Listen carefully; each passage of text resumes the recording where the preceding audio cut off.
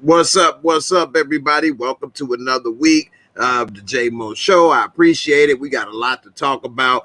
DMX, my dog is in trouble. Hey, where my dog's at? Yo, hey, DMX, not doing too good. Smoking on that pipe. It's finally caught up. Hey, it's not funny. Got to keep our, thoughts and prayers with the brother D, because it don't look like he's doing too well. I got some updates on that. Also, of course, I got some updates to tell you my recap on Godzilla versus King Kong. Donkey Kong got his butt whooped like I told y'all, but I'm going to break it on down for you, as well as the movie Bad Trip with Eric Andre, Lil Rel, and Tiffany Haddish. It's on Netflix. That movie crazy. It's something else. It's like Borat mixed with Bad Grandpa. So I'm gonna go ahead and break that down as well. Real Housewives of Atlanta. I wish somebody would put their hands on Kenya Moore, and I don't like saying that, but she definitely need to feel them hands and realize, keep my name out your mouth. Who the hell do you think you are? You want drama? Here goes some drama for your ass, okay? Like, shut your mouth up. And Manlow, you want to side with her, you gonna get it too, okay? It's gonna be a 2-for-1 ass whooping, all right?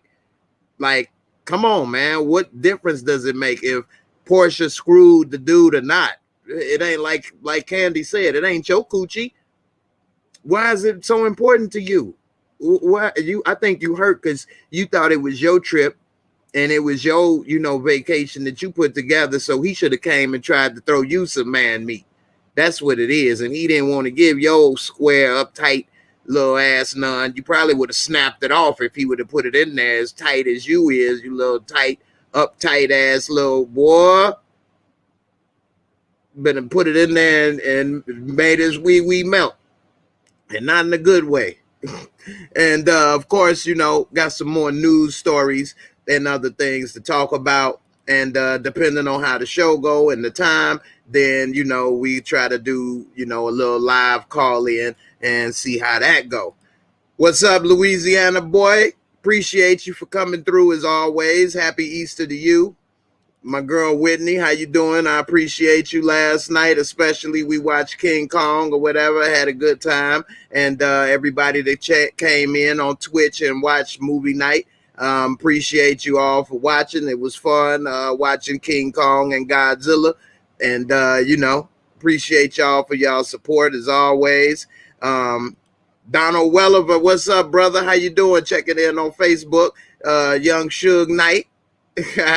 Mancho Man, I appreciate you, man, checking in. He got a lot of old school throwback, jokes like I do. So I appreciate you, man. We're coming on through, man, and all your support. You made a trip to Virginia. That's what's up, man. I ain't never been to Virginia. You be safe. Also, I got an update about people because I know that everybody is starting to travel. Everybody tired of being cooped up. I get it. I do. But y'all got to be safe. Keep in mind that they saying you don't have to wear masks and all of this stuff out there. It's not because it's no longer dangerous. It's because they just want people to go places and spend money. That's all. It's about the economy. So be careful. I got one story I'm going to talk about this young person that came to Indianapolis, where I stay actually, and went to the NCAA Final Four, ended up catching COVID and died. And they were only 23 years old. 23. And that's one thing. A lot of young people think that it's not something that affects young people, or young people can deal with it easier. And it's not the case.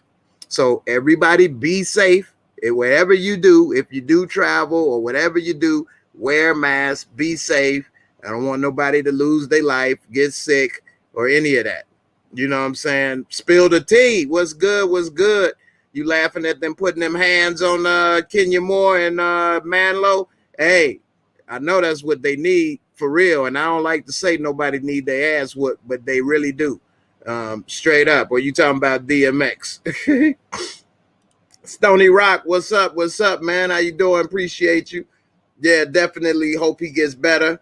Definitely don't want DMX to, leave. He's only 50 years old, which when I was younger, I used to think that that was old. But a 50-year-old man normally don't die of a heart attack unless they lived a hell of a life, which he has. Don't get me wrong. He has lived a hell of a life, but it would still be unfortunate. I think Michael Jackson was only 50 years old when he had to go and up out of here, which that's messed up. Michael Jackson should still be alive.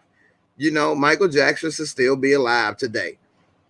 So many other people are. Hell, Keith Richards from the Rolling Stones is invincible. How many drugs and everything that he done took, and he's still running around here on tour. So, we'll see what happens. Hopefully, DMX can pull through. And I don't know. I thought he was doing all right when he was trying to do that last little versus battle, but who knows? Hey, girl, Sheena, how you doing? How's your little ones? Appreciate you. Christopher Leverett, my bad. What's up, brother? Appreciate you coming through. Support Gamer, you say DMX, he got to do better. I hope he recovers, man. I know, right? DMX was on top of the world at one point, and now he might be under the ground. I hope he is able to turn his life around. He had a lot of talent. Last time I saw him, he was on some show with Ilana Van Zant, trying to do something with the son. They kind of was ambushing him, arguing, stressing him out. And I thought the whole time watching it, like, man, I wish she would shut up. Like, what is she talking about? But anyway, he lived a hell of a life. He's made a lot of mistakes, and I hope that he's all right. You say you can't survive being brain dead, and it says DMX is brain dead. Well, I do have some updates to the story. After I catch up with some of these comments, I'm going to go ahead and get into it. Also, it was saying that, but then he was saying he was on life support, but now it's saying it's no longer, so we'll see what's up. Gangs of London, Jay. I'm not familiar with Gangs of London. I don't know what that means. Is that a movie on Netflix? I missed it if it is. Hey, One Journey, that's right. Gotta have your health. Gotta watch it. Stay 6 feet apart. Hand washing, all of that. You gotta be careful out here, man. It's only one life on this planet that we know of, that we have a chance of. And then you move on to whatever you want to. Everybody has a different understanding of what you do, but you don't want to find out sooner than you need to. Let's put it that way. Okay? Whether you believe your spirit goes somewhere else, whether you believe you just go in the ground and you dead, whatever the case, don't try to, everybody try to take as long as they can before you have to find out and do that, and you want to be in the best of health while you're taking that length of time. So we'll see. Logan Paul's going to the WWE. I haven't watched that stuff in like 20 years, but I know it is really fake, and the acting is really horrible. And Ronda Rousey is there, so it's pathetic, because she was a beast until the girls knew how to throw them hands, and then she had to go ahead and retire. She knew she could never win another fight, because all they would do is just give her a 2-piece and a biscuit, and she'd be down for the count. I remember she was talking crap, talking about, I wouldn't worry about getting punched by a woman. That means nothing to me. And then Holly Holm knocked her ass silly, and she was like, you know what? I'm going to go to the WWE and just stick to movies. So, anyway, and this is something I was talking with my son. Every person is case to case, but how do you know if you're going to be the one sick, or you're going to be in the hospital, or you're going to be okay? None of us know until it happens. You're playing Russian roulette, and you're gambling with your life and your health, and then you could also be spreading it and injuring someone else. So you have to be careful. I'm sure that 23-year-old person thought, well, I'm fine. Don't have anything to worry about. And then he was fighting for his life, and then losing that fight, I'm sure he wished that he thought more about it differently. Giovanna D, you don't know why people still tripping over the mask. I don't even like people in my face. I mean, I'm for real with you. Somebody was just trying to around me the other day talking about I ain't sick. I'm not about to take your word for it. Do you understand asymptomatic? It means that you do not feel sick. You do not know that you're sick, and you could be having this disease and transmit it while you talking about you ain't sick. I just met you. I just met you. Now you want me to put my life in your hands and trust you. So I'm about to put my life in somebody's hands I just met. Now I might be sick or dead, but I got to trust somebody I don't even know. Like, would you put your life in my hands? You don't even know me. I mean, like, you don't know what I may or may not do or have done. Like, that's crazy. DMX is in a vegetative state, not looking good, but miracles do happen. They do happen. We'll see what happens. Again, I got some new updates. So let me go ahead and catch up with this, and we'll see. That's why you ain't gonna say I ain't been nowhere either. I did go to Chicago, but all I did was go to the TV set and then go straight to the hotel room. And on the TV set, everybody is tested every day. Everybody wears a mask until they say roll camera, then they take it off, then they say what they need, then they put it back on. And the only people take it off is the people that's being filmed. Everybody else still got it on. So it was a lot different. So we'll see. Yeah, overdosing is a totally different thing, because then he had a heart attack after the overdose and it pretty much got froze, just like old boy that was out there with the rock in the crap pipe on Snowfall that Alton found. So, sweet brown sugar. Hey, I agree with you 100%, and I am so sorry for your loss. Like she say, be careful. This is real, and she unfortunately lost her sister. So everybody, man, take this serious. Like, I know a lot of people stir crazy, tired of being in the house, this, that, and the other. I get it, but don't risk your life. Be careful, everybody. So you hope DMX survive. He needs to get his life together. That is true, definitely. And let me go ahead. Let's make sure I caught up, and then we'll go ahead and get to it. You saw me on Life Gain. At least you got a chance to talk this time. Well, the last time it wasn't as if they was cutting me off. It just was so many people. And so, it was hard to get a word in when there's 6 people trying to talk. But yeah, I did get to talk. The brother Lamont is cool, and Larry, and hey, everything was good, man. I appreciate it. So let's see. You ain't taking your mask off for a long time. I don't blame you. I don't think I would take my mask off for a few years either. When I go places, it's just too risky. And then also, like, people haven't been getting sick either with the flu and other stuff either, because they've been wearing the mask. So, I mean, it's kind of a win-win for right now. Rousey is an Olympic medalist, but you got to remember the Olympics have rules. And when you do MMA, the only rule is like no biting and stuff like that. Don't kick them in the nuts or in the cuckoo. So, I mean, she got her ass whooped. She an Olympic medalist in what? Taekwondo or judo or something. I forgot what it is, but it ain't in boxing. Everyone in this world, whether good or bad, make their own choices. DMX is a good dude, and I hope he recovers, but he made his own choices. That's true. That is true, man. But, of course, a lot of stuff goes into that. But, it is something. So, we'll see. You say Ronda Rousey is 0.2% black. What is 0.2%? What, one butt cheek a piece? That's probably why she got that booty.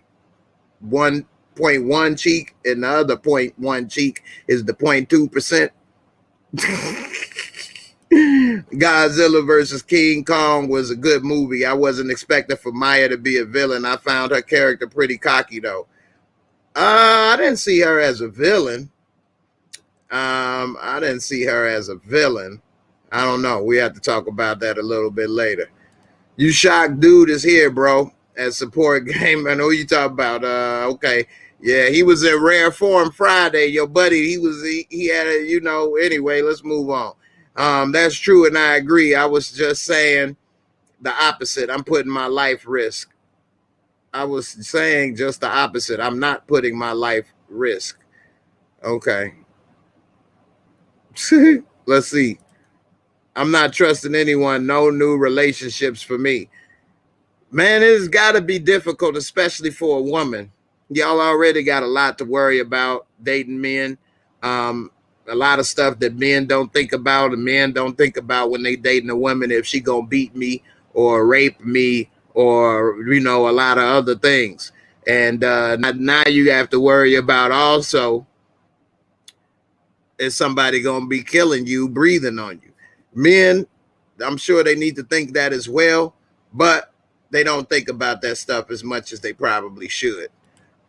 I'm all right, Spill the Tea. I appreciate you. Thanks for checking in. Thanks a lot. You say people are so quick to throw death on people. We need to send X some positive vibes. It's not over yet. That's true.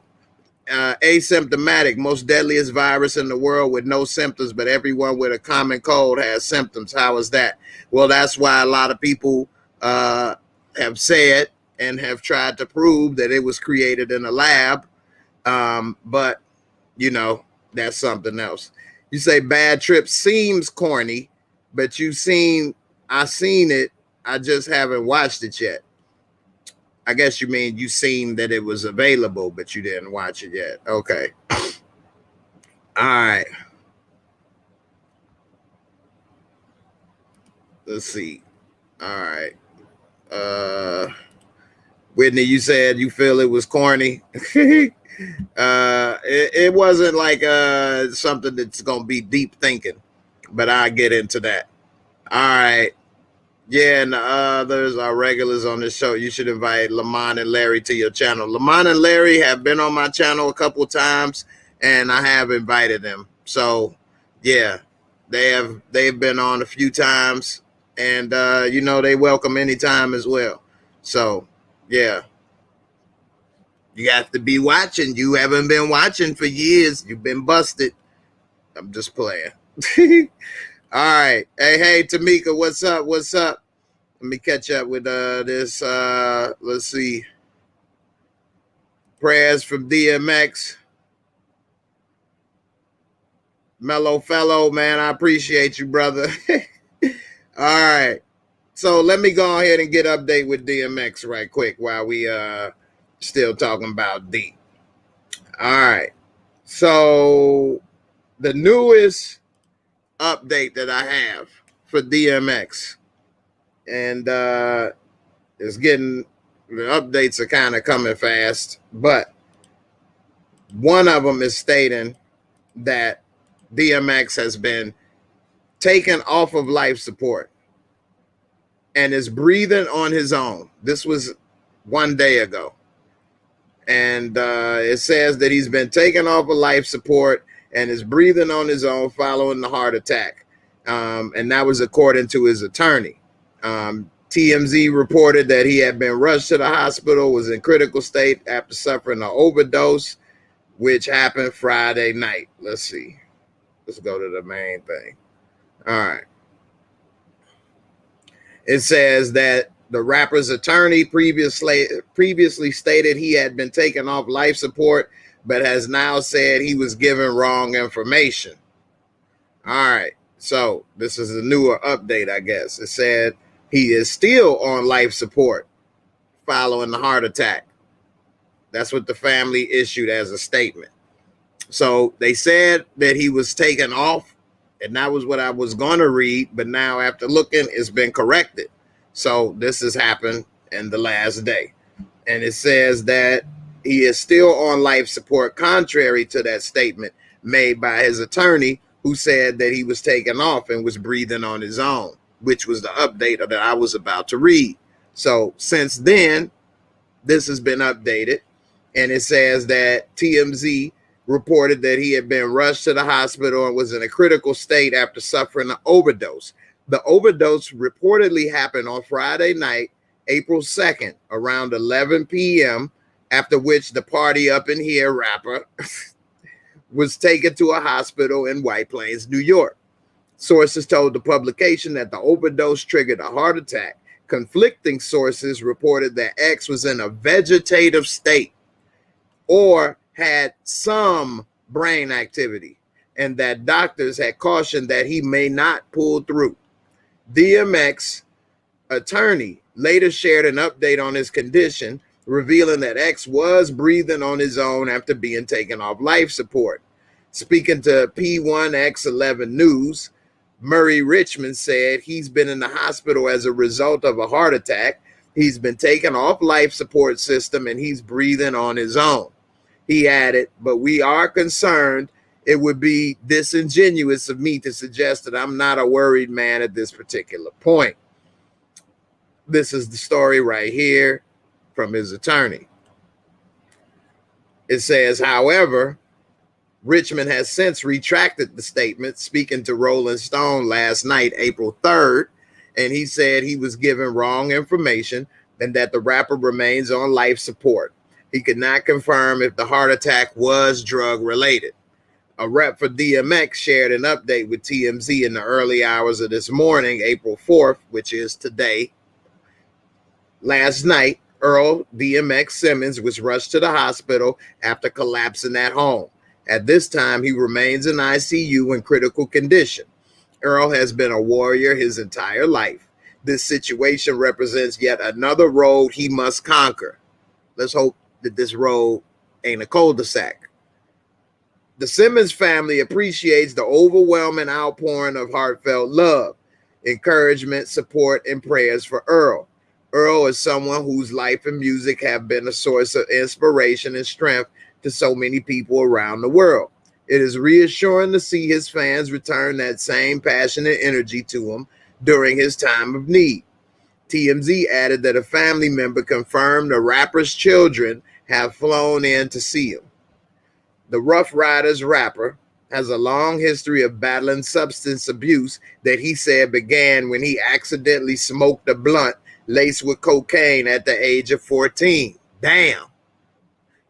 That's a hell of a way to get started. In the years following, he was in and out of prison for a variety of drug-related charges as he battled an addiction to cocaine. He was arrested in 2010 for regularly using drugs and violating the conditions of his probation, and had his jail sentence extended in 2011 due to drug possession behind bars. In October 2011, he claimed that he finally conquered his drug addiction, saying he had let the cocaine go in order to help him be a better father to his children. It was something that drew me in and trapped me and just had a hold on me for a long time, X told Dr. Phil during an interview in 2013, which I actually did see that Dr. Phil interview. It was something else. Now, in the same interview, he admitted that he still smoked marijuana every once in a while, which probably meant every day, but hadn't been high in over a year, probably because people that used to smoke crack and cocaine feel like marijuana don't get them high. And that is from my experience of talking to people that do that. It's like a cigarette to them. It's not going to get them the way they used to be. He added, I'm always going to be an addict. I'm going to be an addict until I die. It doesn't mean I have to get high. That is something that people that deal with addiction, whether it's alcohol or drugs, normally say that it's something that they will always have to deal with. And I understand. I get it. Now, in 2017, he canceled 3 shows in California in order to check into a rehab facility. Later that same year, he continued to work on his issues by checking into another substance abuse facility in New England. DMX has visited rehab several times. His last stint came in 2019 after canceling a series of shows before checking himself in. In his ongoing commitment to put family and sobriety first, DMX checked himself into a rehab facility. He apologizes for his canceled shows and thanks his fans for their continued support. A member of X's team communicated this via Instagram. Now, in 2019, he was released from prison after serving time following a guilty plea he entered for federal tax evasion charges in 2017. Since being released, X has kept himself busy. His comeback included a 20th anniversary tour of his classic album, It's Dark and Hell is Hot, performances at major festivals such as South by Southwest and Rollin' Loud, Miami, and a high-profile interview with GQ. For the past couple years, DMX has been busy working on his much-anticipated comeback album, the proper follow-up to 2012's Undisputed. Speaking in a number of interviews, he revealed that the album would include features from Lil Wayne, Snoop Dogg, Alicia Keys, Usher, and several members of the Griselda crew and the late Pop Smoke. In February, he also announced that he has a collaboration with U2's Bono on the way called Skyscrapers. So, DMX, I thought, was doing better. I thought that things were on the up and up for him. But as we see, it didn't look good. And this story right here also talks about how he had his children actually come there to be by his bedside while he was on life support, and the rapper prognosis was poor. He has 15 children. DMX has 15 children. That's a packed ass, hospital room. They all came to New York to be by his bedside as he remained on life support. It said the doctors in New York and White's Plains said the 50-year-old prognosis is poor, while family members have said his life hangs in the balance. It was said that he was off life support, but of course, like I just read, that was a misstatement. Now, they said that he overdosed around 11 p.m. on Friday, according to TMZ. And he'd been in critical care. It said one relative explained that paramedics tried to resuscitate him for 30 minutes when he was taken to the hospital Friday night, during which time he was deprived of oxygen for an extended period. Now, I'm not sure, maybe my nurse Whitney and some of you other ladies that are nurses watching, or, guys that know, I believe if your brain is without oxygen for, I think, 3 minutes, maybe 7 minutes at the most, damn sure 10 minutes, you're in trouble. Your brain begins to die, and that's how you can get to a vegetative state. So if he was without oxygen for 30 minutes, that's an extremely long period of time. So we'll see. It said that lack of oxygen severely affected his brain. One family member saying it's not looking good. And although he may have some brain activity, doctors still worried he may not pull through. And if he does survive, but he doesn't have his brain, then who is he but a shell of his former self? You need your brain more than your body almost. Well, actually, you do. You can become injured and have all things kind of happen to you, but as long as you have your brain, you can still do things and be similar to who you were. But without your brain, you can have a perfectly healthy body and it's a wrap. And I ain't talking about his new album. Anyway, what do you all think? Let's get to some of these comments for the brother D.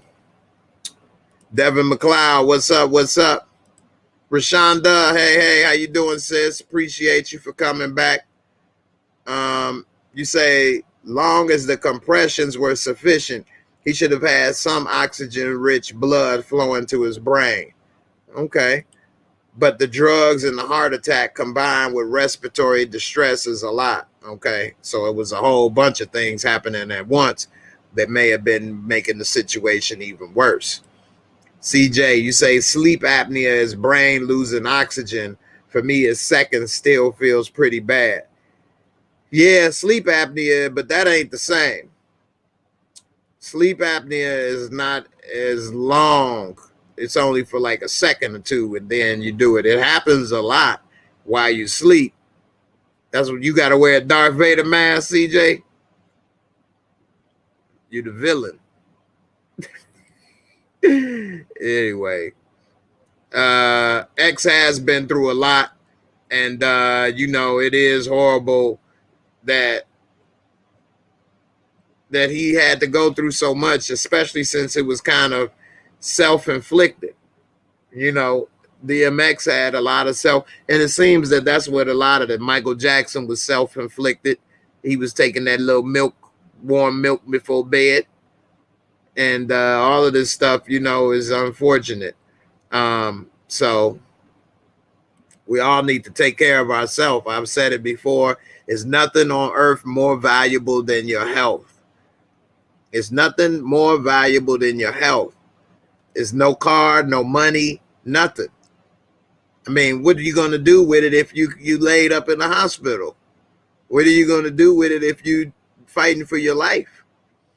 You know, Steve Jobs, the creator of Apple, multi-billionaire, genius. He died of pancreatic cancer. You think if he had a choice to spend money to get that fixed, he wouldn't have? I mean, you can be a billionaire and a genius, and if your health is in trouble, it's nothing you can do about it. There's nothing more valuable. It's not those ideas about making the iPhone, or it's not having billions of dollars in your bank or any of that. It's not more valuable than your life. It don't matter if you are rich, famous, poor, everyday person trying to make it. Take care of yourself, all right? You know, you don't wear your Darth Vader mask? Come on, CJ. You the villain, you got to play the role. No, but hey, all jokes aside, ain't nothing more valuable than your health, man. Put on that Darth Vader mask, man, and live, brother. You know, and you ain't even heavy. So you have sleep apnea. That could be dangerous. Just like the people, not to say that type 2 diabetes isn't dangerous, but people with type 1 diabetes, it's really dangerous because they were born with it or have a more serious condition. Whereas type 2, a lot of people can eat right, change their eating habits, and change a lot of things. But you always got to take care of what you're doing, eat right, and all of that stuff. So, hey, man, if that's what you need to do, go ahead and do that, man. And that go for anybody. All jokes aside, you got to do what you do. I hate having to take medication, but that's part of what I got to do after my health was in trouble. So what I'm going to say, well, I don't like to do it and then struggle and make matters worse. I got to do it. It sucks. But what sucks more? Taking this and doing that, or not doing it and then going through more issues. So I try to always do what I got to do when I got to do it. Let's see. The billionaire Zappos went out bad too. Tony Hay. Yeah, and I have that story as well. For those who don't know, Zappos is a shoe company that actually got bought out by Amazon, but this guy was a billionaire now, and he bought out a little compound out somewhere and moved all these people there, and he was getting high off of, I believe, nitrous oxide or something, capsules, and he pretty much fried his brain and overdosed and killed himself. And he was, I think, my age, or I know he was under 50 or 50 and under. And, you know, now he's dead. So, you know, we all got to be careful out here. It's nothing more valuable than your health. And also keep in mind, you may have people around you that are around you and are doing things because their interest is in line with yours. But do they really have your best interests at heart? Meaning they may not say things or may say whatever because they want your money or because they work for you or you're supporting them one way. But if you wasn't doing that, would they really be there for you? Do they really care about what you're doing?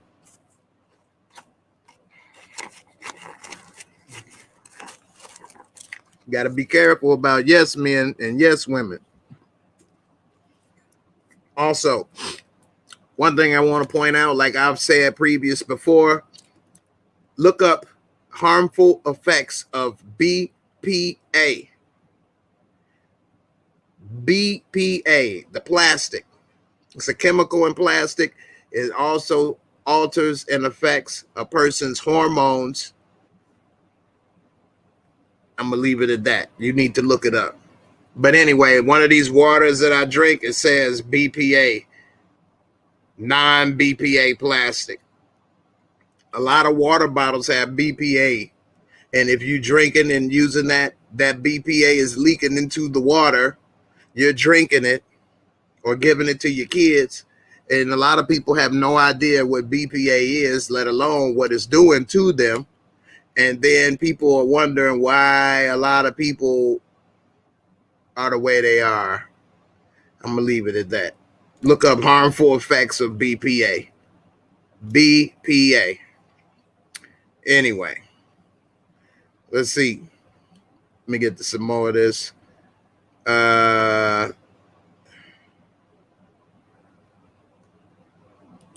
You say, happy Easter, Jay. Have you ever thought about reviewing City on the Hill? Showtime, very good show.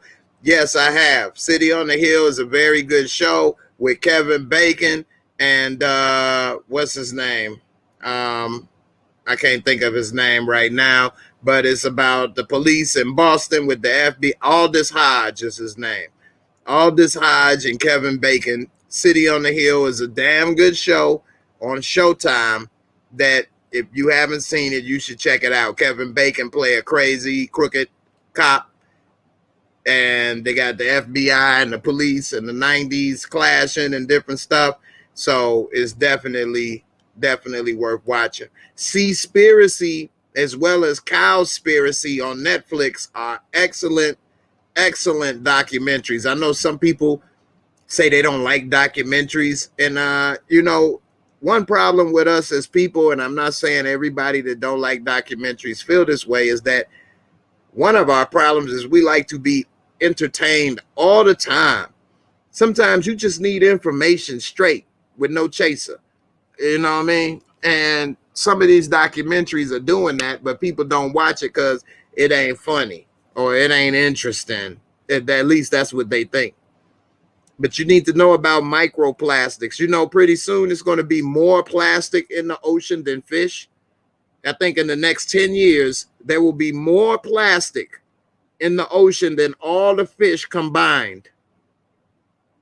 That is horrible. And people talk about going to Mars. We can't even clean up our own backyard, let alone go to Mars trying to do something. You should also see, watch Last Week Tonight with John Oliver on HBO. If you need news and stuff, but you need a little bit of entertainment and a little joke with it, this is where you need to get some news, because he tells some real stuff, but he don't always give it straight. He put a little bit of, mix it up with a little rum and coke. He don't just give you straight rum. You know what I'm saying? He mix it up with a little coke.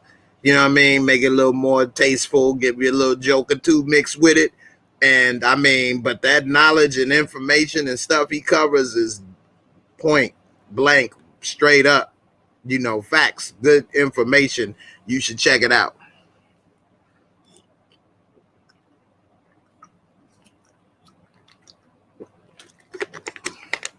Also, you got kids, they use BPA and BPA plastic in baby bottles. And then it's altering and affecting your child's hormones.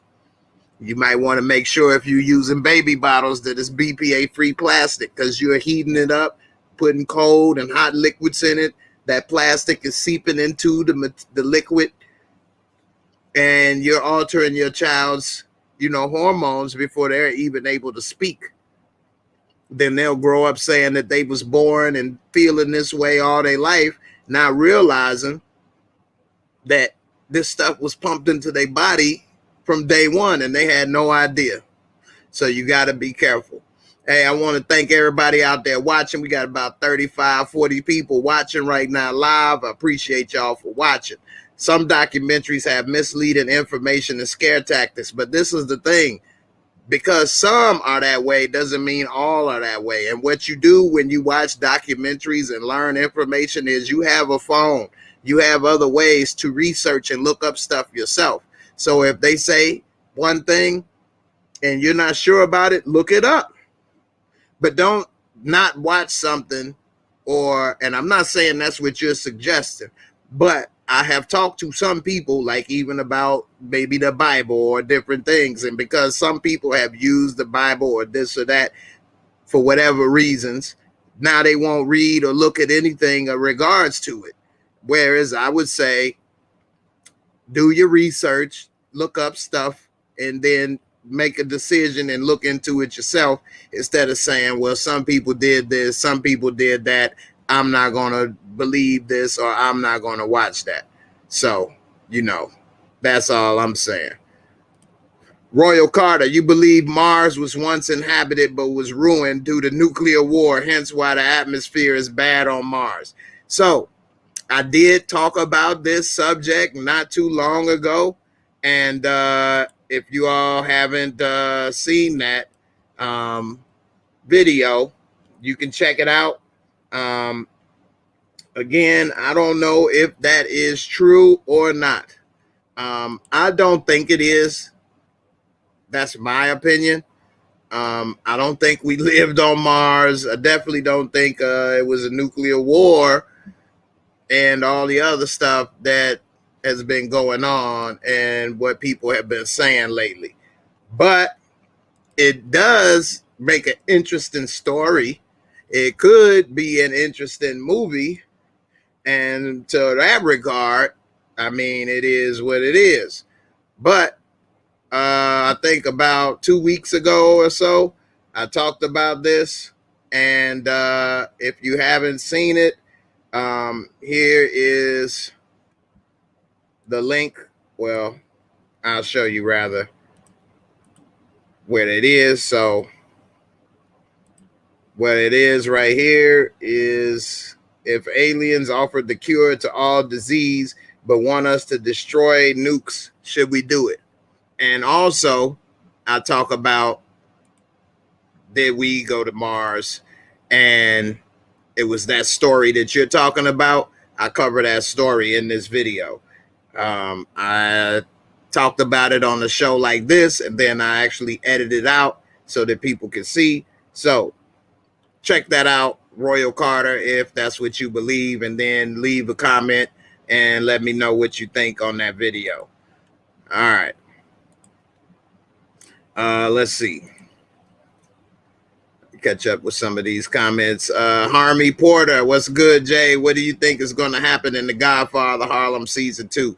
I'm definitely looking forward to Godfather Harlem Season 2, which is coming out soon. I did want to do a little marathon today, but I had a couple things come up and I wasn't able to do it. So maybe next weekend, maybe I could try to come up and do that, or maybe another time or something. But I think that it's going to be interesting to see what happens with the relationship with Malcolm X and, Bumpy Johnson, now that, Malcolm X and left the nation. Also, Bumpy, he got a lot of beef with Chin and the other gangsters, but at the same time, he got respect, but his respect is starting to wear thin, and we'll see what happens. I'm looking forward to it. And I'm going to do a little update recap on Godfather Harlem before it come out, because it's supposed to come out, I think, in like 2 weeks. So, or 10 days or something like that. So we'll see. Let's see. By the time you fact check everything, you'll give up because you still got to find a better source. Well, you shouldn't give up. And it doesn't take that long as you think. And you can't be just giving up on learning stuff and then just say, oh, well, forget it. And then just walk around and live life and just The Walking Dead. Just because you have given up or your blinders is on does not mean that the truth is not out there or that this stuff isn't happening. I mean, it's a reason they put BPA free on this bottle. So whether you want to research it or not, this stuff, it could be harming you and your family. Because you decide you don't want to learn it or know about it doesn't mean that you're not putting your life in danger. It's best to know than to not know. I'm the type of person that I like information. So let me know as much as you can about everything that you can in life, and I'll look up whatever I can and learn as much as I can. That way I can make informed decisions. I like to make informed decisions in life. I don't like to be doing stuff and I don't know why. Somebody say, well, why you do that? I don't know. I'm not a kid. I'm a grown man. I'm an adult. Part of being grown is I know and take responsibility for everything I do, good or bad. And I need to learn and know why I do stuff. And so that way I don't make as many mistakes. And if I do, I know I made a mistake. I can right or my wrongs or apologize, and I can, make better decisions for me and my family. So I think that's something we all should do. That way we don't fall into the QAnon stuff and all this other stuff. So, appreciate it, but I love to know what's going on. You say, yeah, facts, health is very important. You can't take it with you. Hey, and that's the truth right there. That is the truth. You say you also believe we have highly advanced technology way back then, and the tech we have now is mediocre compared to the past. Those pyramids were laser cut. Food for thought. Well, that's why research is important. So the quarries where the pyramids stone was built are still there. And like they have the techniques that they could still use on how they did it. And they actually show how they were able to cut those rocks with how they put the space between and then, split the rocks and different stuff. I mean, it is technology that was more advanced than we give credit to, but it wasn't laser cut. But the pyramids, I do believe, serve a different purpose other than just a tomb. I think that they did have another secondary purpose, but I do not believe that it was, alien technology. But we'll see. So let's see. Mellow fellow. I see. Let's see. Florida forces evacuations. A potential deluge of nearly 400 million gallons of water from a former phosphate mine threatened homes in South Tampa. Okay, I didn't know about that. So let's go on to the next subject. Signal. You talking about the movie with Jodie Foster or something? What are you talking about? Signal. Which one? And you know what? That's a good point. Y'all got a lot of people don't believe in self-educate. A lot of people maybe subconsciously think when they were done with school, they were done learning. And I probably learned just as much about the world and life after school self-educating than I did in school. I mean, it's only so much they're going to tell you. Like I tell somebody, school is giving you the basics. And just like when you go to college, you learn a more specific skill. Well, school gives you enough basics so that you can read, write, and be able to take instructions and go work for somebody else. But other than that, they're not really teaching you life. And I'm talking about high school. And then college, a lot of times, teaches you to work in a specific field. But it's still not really teaching you everything. Because a lot of things is, it's up to you to find out. They don't want free will thinking people everywhere because it would be a lot more difficult to do things in life. The powers that be. It would be a lot more difficult for the powers that be to do things. So, I agree. Pyramids were built by actual people. Why people actually think aliens built them?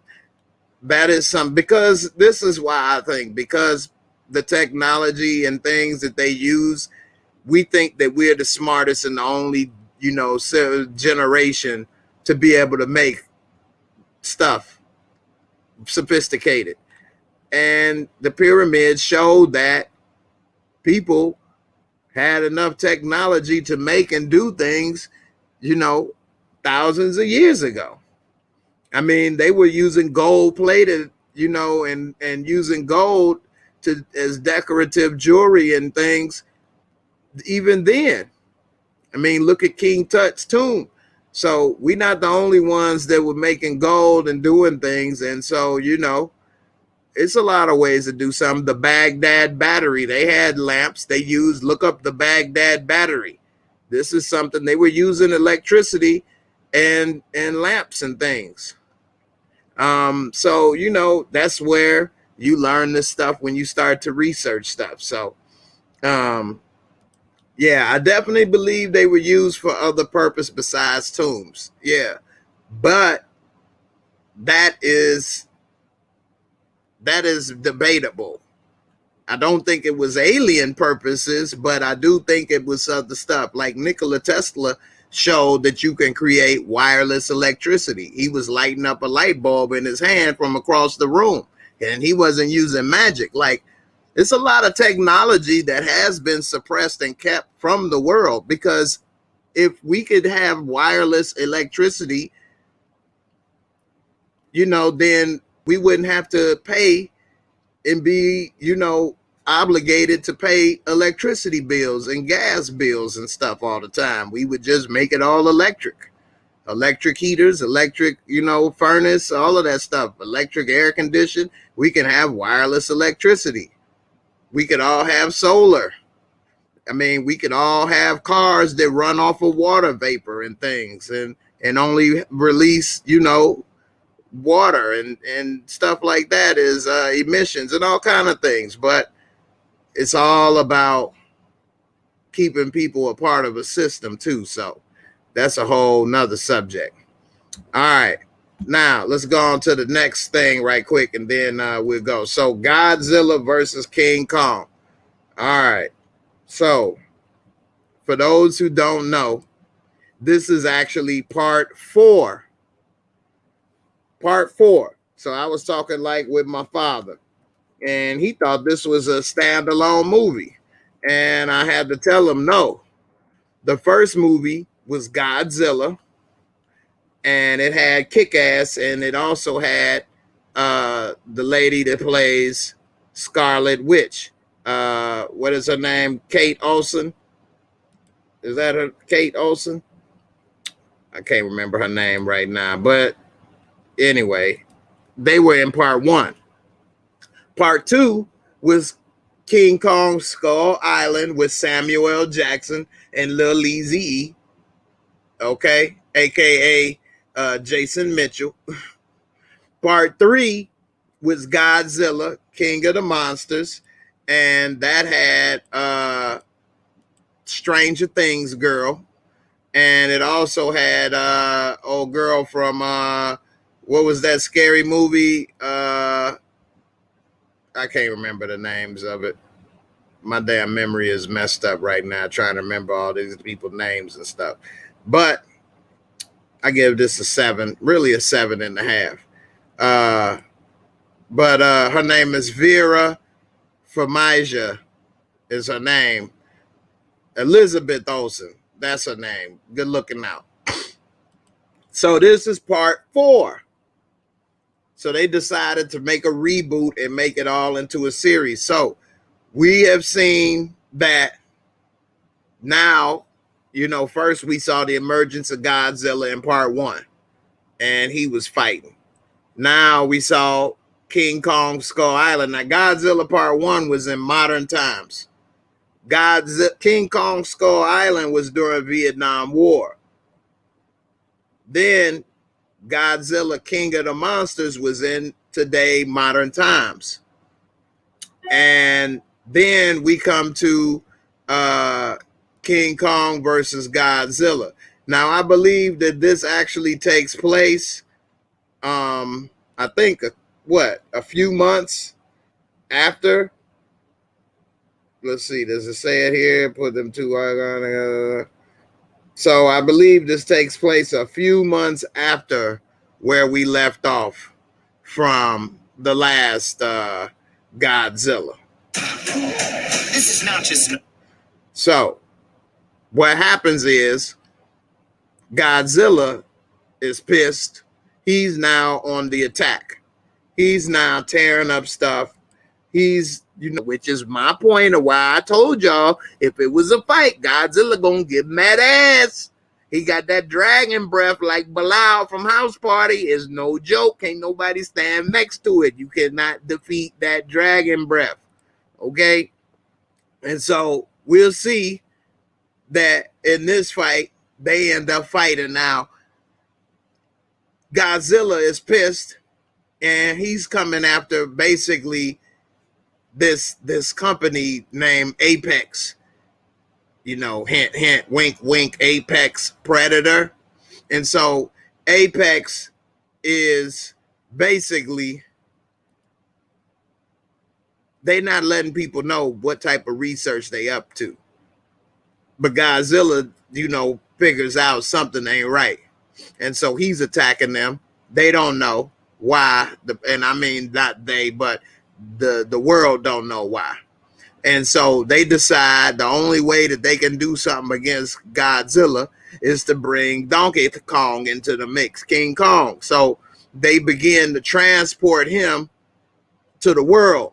So they leaving, taking him from Skull Island. And they didn't want to at first because they felt that keeping him in Skull Island was the only way that, in this movie right here, Baby Driver was dope, and she was really good in Baby Driver. I like her a lot.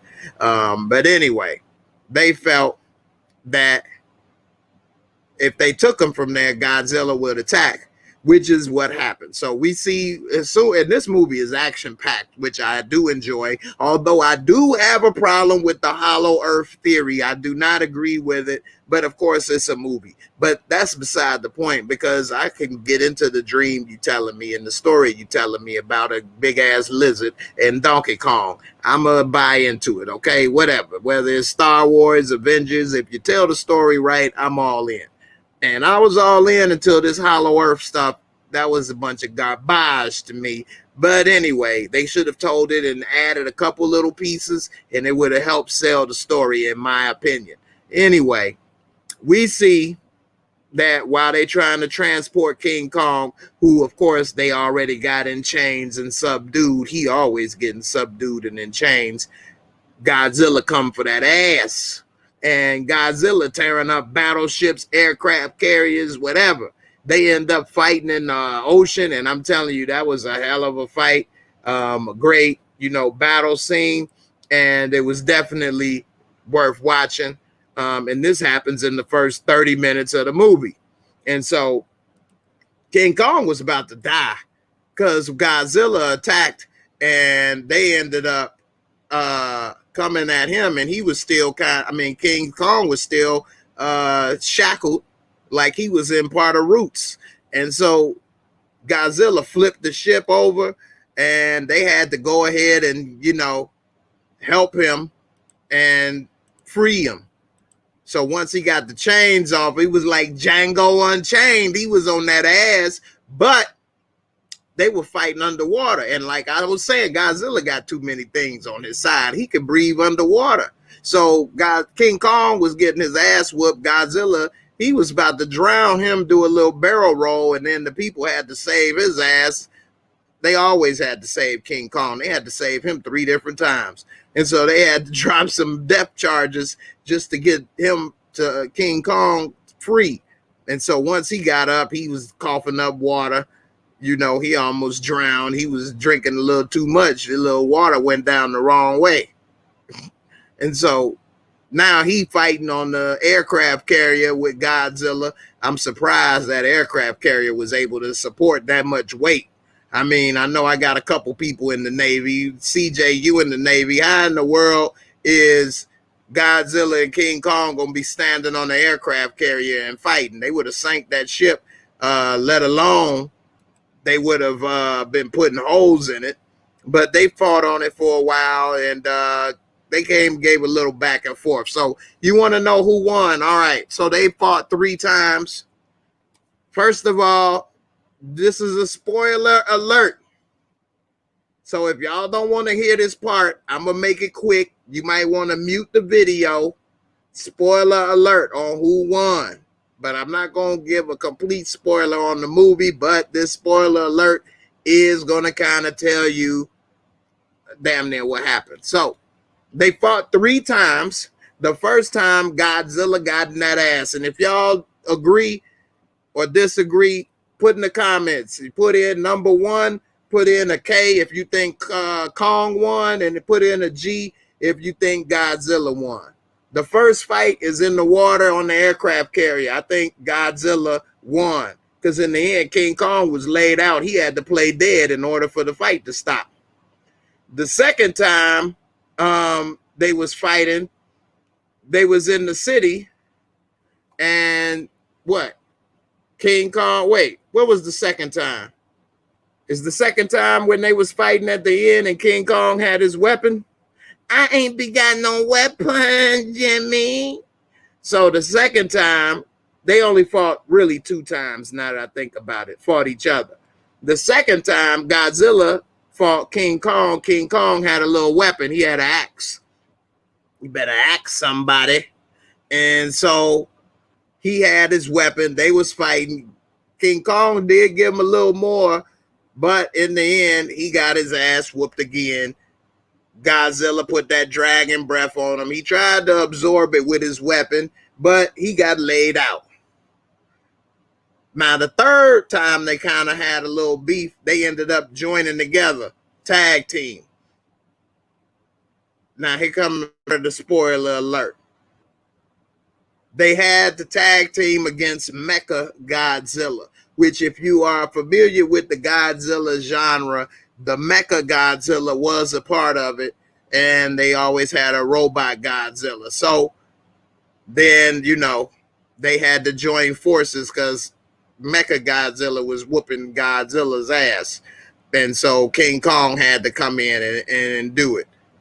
So that's what it was. And yeah, they thought that Godzilla was going rogue for no reason, but he sensed the apex predator, the Monster Zero from Godzilla King of the Monsters, was back, which he got some good senses because they were using the brain of and the skull of Mecha Godzilla, of Monster Zero, along with the man controlling it to defeat to control rather Mecha Godzilla. So Monster Zero's skull along with the brain of a man was trying to control Mecha Godzilla, and the real Godzilla picked up on it. So we'll see. You say Godzilla won, Godzilla won, Godzilla won. Godzilla in the city, they had to revive him. So yeah, so Mecha Godzilla whooped Godzilla's ass. And, you know, King Kong's side piece had to let him know, hey, go help him. He ain't the enemy. And so that's what happened. And so then he went and helped. But Mecha Godzilla was getting in that ass, and not in a good way, not like they was on a date. And he had to go ahead and help. And then Godzilla realized, all right, he on my side, because once that was over, they kind of looked at each other. And then when Kong put down his weapon, he like, all right, that's what I thought. And then he walked away. But yeah, he had to save Godzilla. Mecha Godzilla was about to whoop King Kong ass, but then the real Godzilla had to help. So they had to go ahead and help or whatever and tag team. This is something I didn't know, but I can believe it, that they had enough footage for a 5-hour cut. I mean, most movies have so much footage that they have to leave on the cutting room floor. So I can believe it. We saw what happened with the Zack Snyder cut. That was damn near a 5-hour movie. So, you know, it is what it is. Peaches, what's up? You say you wake up and see you are in live. Tech Prompter, what's up, man? I appreciate you. Yeah, definitely appreciate you, man. This is somebody I'm working with. So for those that know, I've asked people and put it out there that, hey, I'm, you know, looking to work with some people as far as different things on the channel, behind the scenes. And so this person I'm working with, and hopefully, you know, it helps improve some things with the channel, like SEO and different things. And we'll see how it goes. So, hey, I appreciate you for checking in, Tech Pronto. I appreciate you, brother. You take it easy. Be safe. Royal Carter, you say you live in New York City, and if there was a titan like King Kong, then New York would be level. Yeah. I mean, every city they go to, they go ahead and destroy it. Like, how could you live your life knowing Godzilla may come up and fight and just start crushing the buildings like Snoop Dogg in New York video? I mean, that ain't about to work. I mean, they was destroying all type of places in Asia. That, I mean, how could you live a regular life without being worried of, you know, King Kong jumping off the building and hitting stuff and Godzilla blowing hot ass breath everywhere, tearing up everything? I mean, that would be crazy. So yeah, it is definitely a lot. But King Kong and Godzilla, let me go ahead and give it a Moscow. So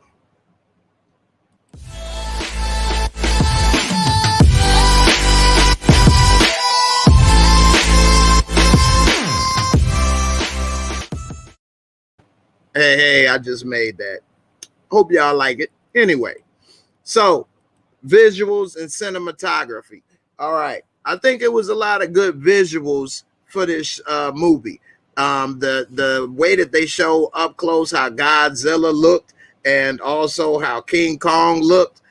I mean, it looked really good. I mean, they used top-notch, state-of-the-art visuals, and the places that they showed, the locations and everything, and the sets was top-notch. And so on a score of 0 to 25, I would give it a 20.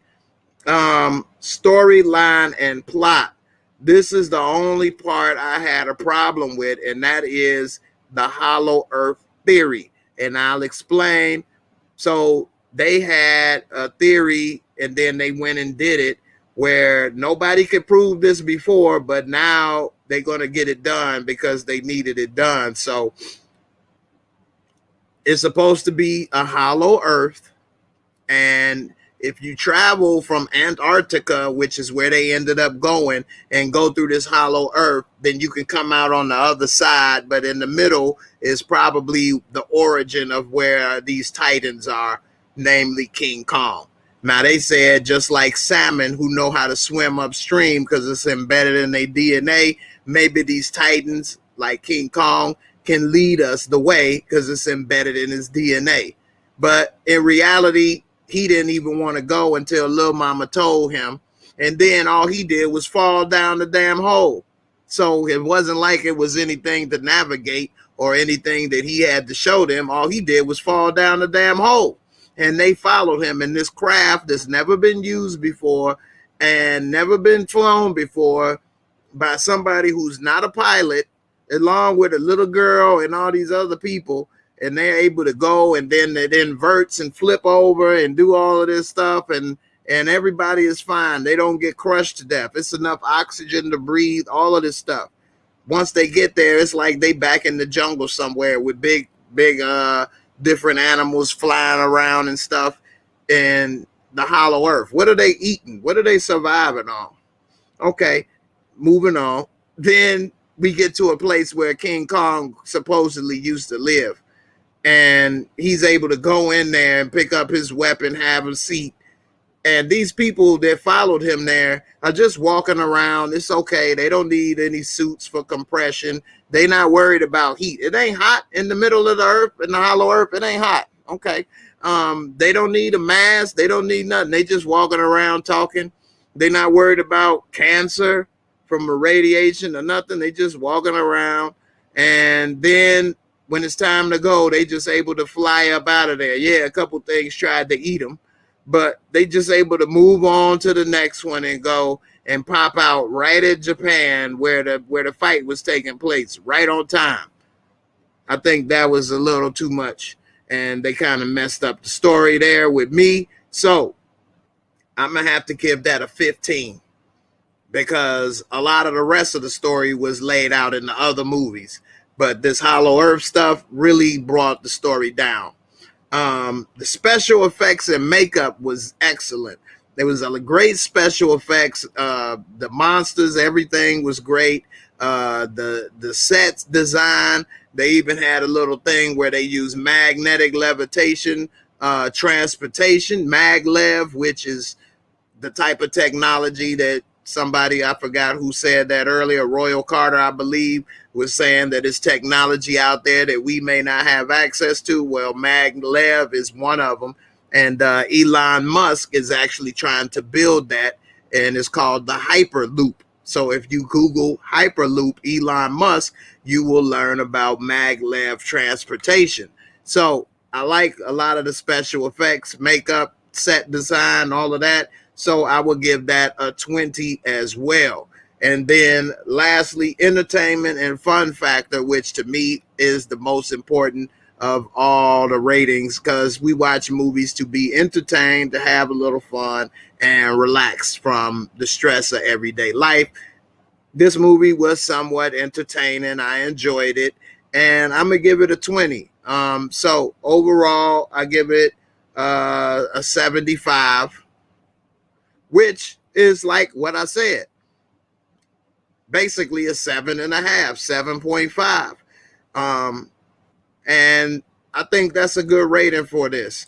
Of course, everybody is entitled to their own opinion, but that is why I came up with the rating that I gave it. If the Hollow Earth theory would have been done a little better, at least made them wear some suits or a mask, a helmet, something, say a line or two about, hey, we need to do this, that, and the other because we want to avoid this, that, and the other. I think that would have solved a lot of that and helped me to not be thinking this don't make no sense.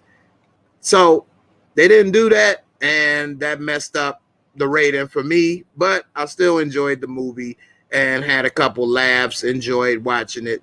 And the brother that was in there I like as well, from Hotel Artemis, and he was in Atlanta and a couple other things, and he's pretty funny. Brian Tyree Henry.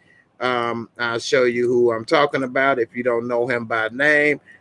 He's a really cool, talented brother. His career has been blowing up. I also liked him on Vice Principals.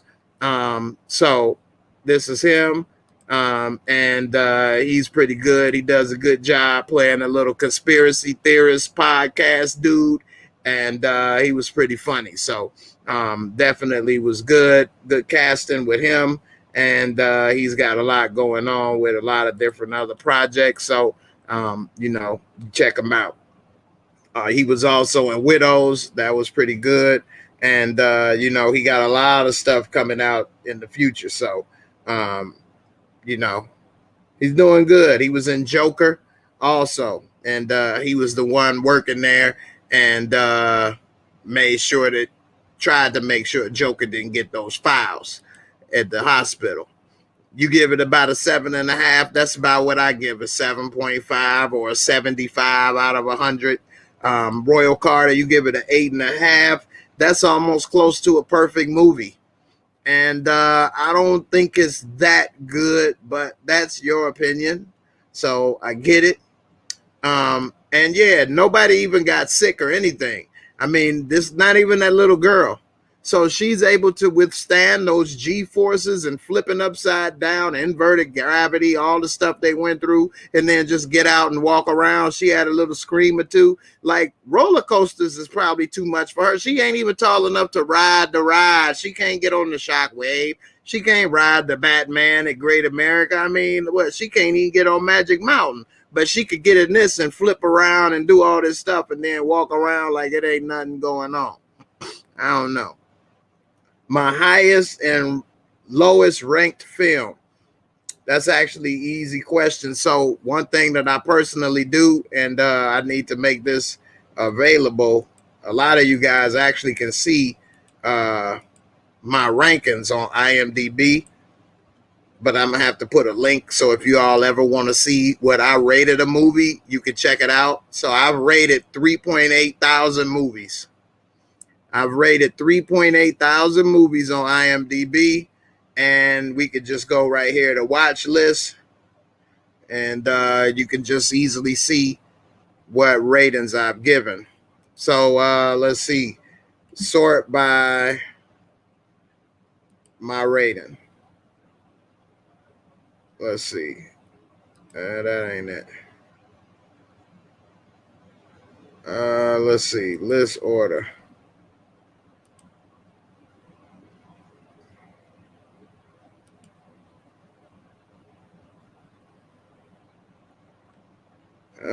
These are all IMDb ratings. Let's see. Where's my ratings? I look. It's easier on my phone. I never tried to look at it on the computer. So let's see. Let me go on back to here. And let's see what it is. I'm interested myself. All right. All right. Instead of IMDb, your rating. There we go. All right. So now I need to sort it though. Sort by, let's see. It's not letting me. Let me go back. All right. My rating, release date, runtime. Sort by my rating. All right. Saints Row. The Return of Swamp Thing. Wait a minute. I didn't rate that. Gang of Roses. Gang of Roses was horrible. I gave this, what did I give this? Did I give this a 1? I gave this a 1. So this is the worst movie I've ever rated, which it tried to be like Posse, and it was so whack. I mean, it had Little Kim and Stacey Dash and Monica Calhoun and a few other people, but it was horrible. And then I think it had whatchamacallit in it too. What's her name? Lisa Ray. This is so horrible. This movie is trash, okay? This movie is trash. I know it's some ladies out there that probably like it. I love Monica Calhoun. I used to like Stacey Dash till she started talking and opened up her damn mouth. Then I was like, oh no. Lisa Ray, I used to really like, especially from Players Club. Lil Kim, I used to like as well. I don't know Marie Matiko, but she's pretty.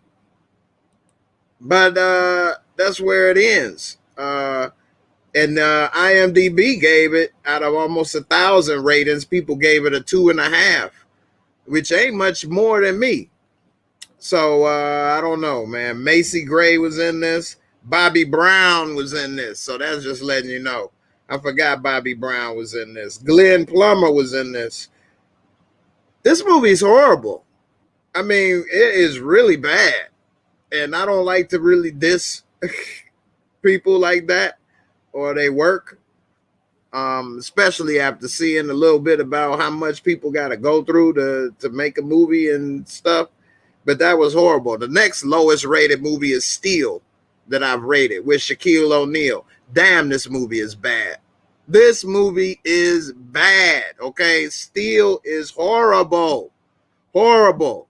If y'all have not seen this movie, don't watch it. It's bad. I mean, it's so bad it's good, okay? It's so bad that it's good because it makes me laugh. He's so damn corny. And this is part of the reason he started to play for the Lakers, because he wanted to make this movie and Shazam and all this stuff. I think Ray J was in this, wasn't he? Who else was it? Ray J was in this. Yeah. Ray J was in this movie. He was still young. He was a kid. But Ray J was in this damn movie. Damn, this movie is horrible.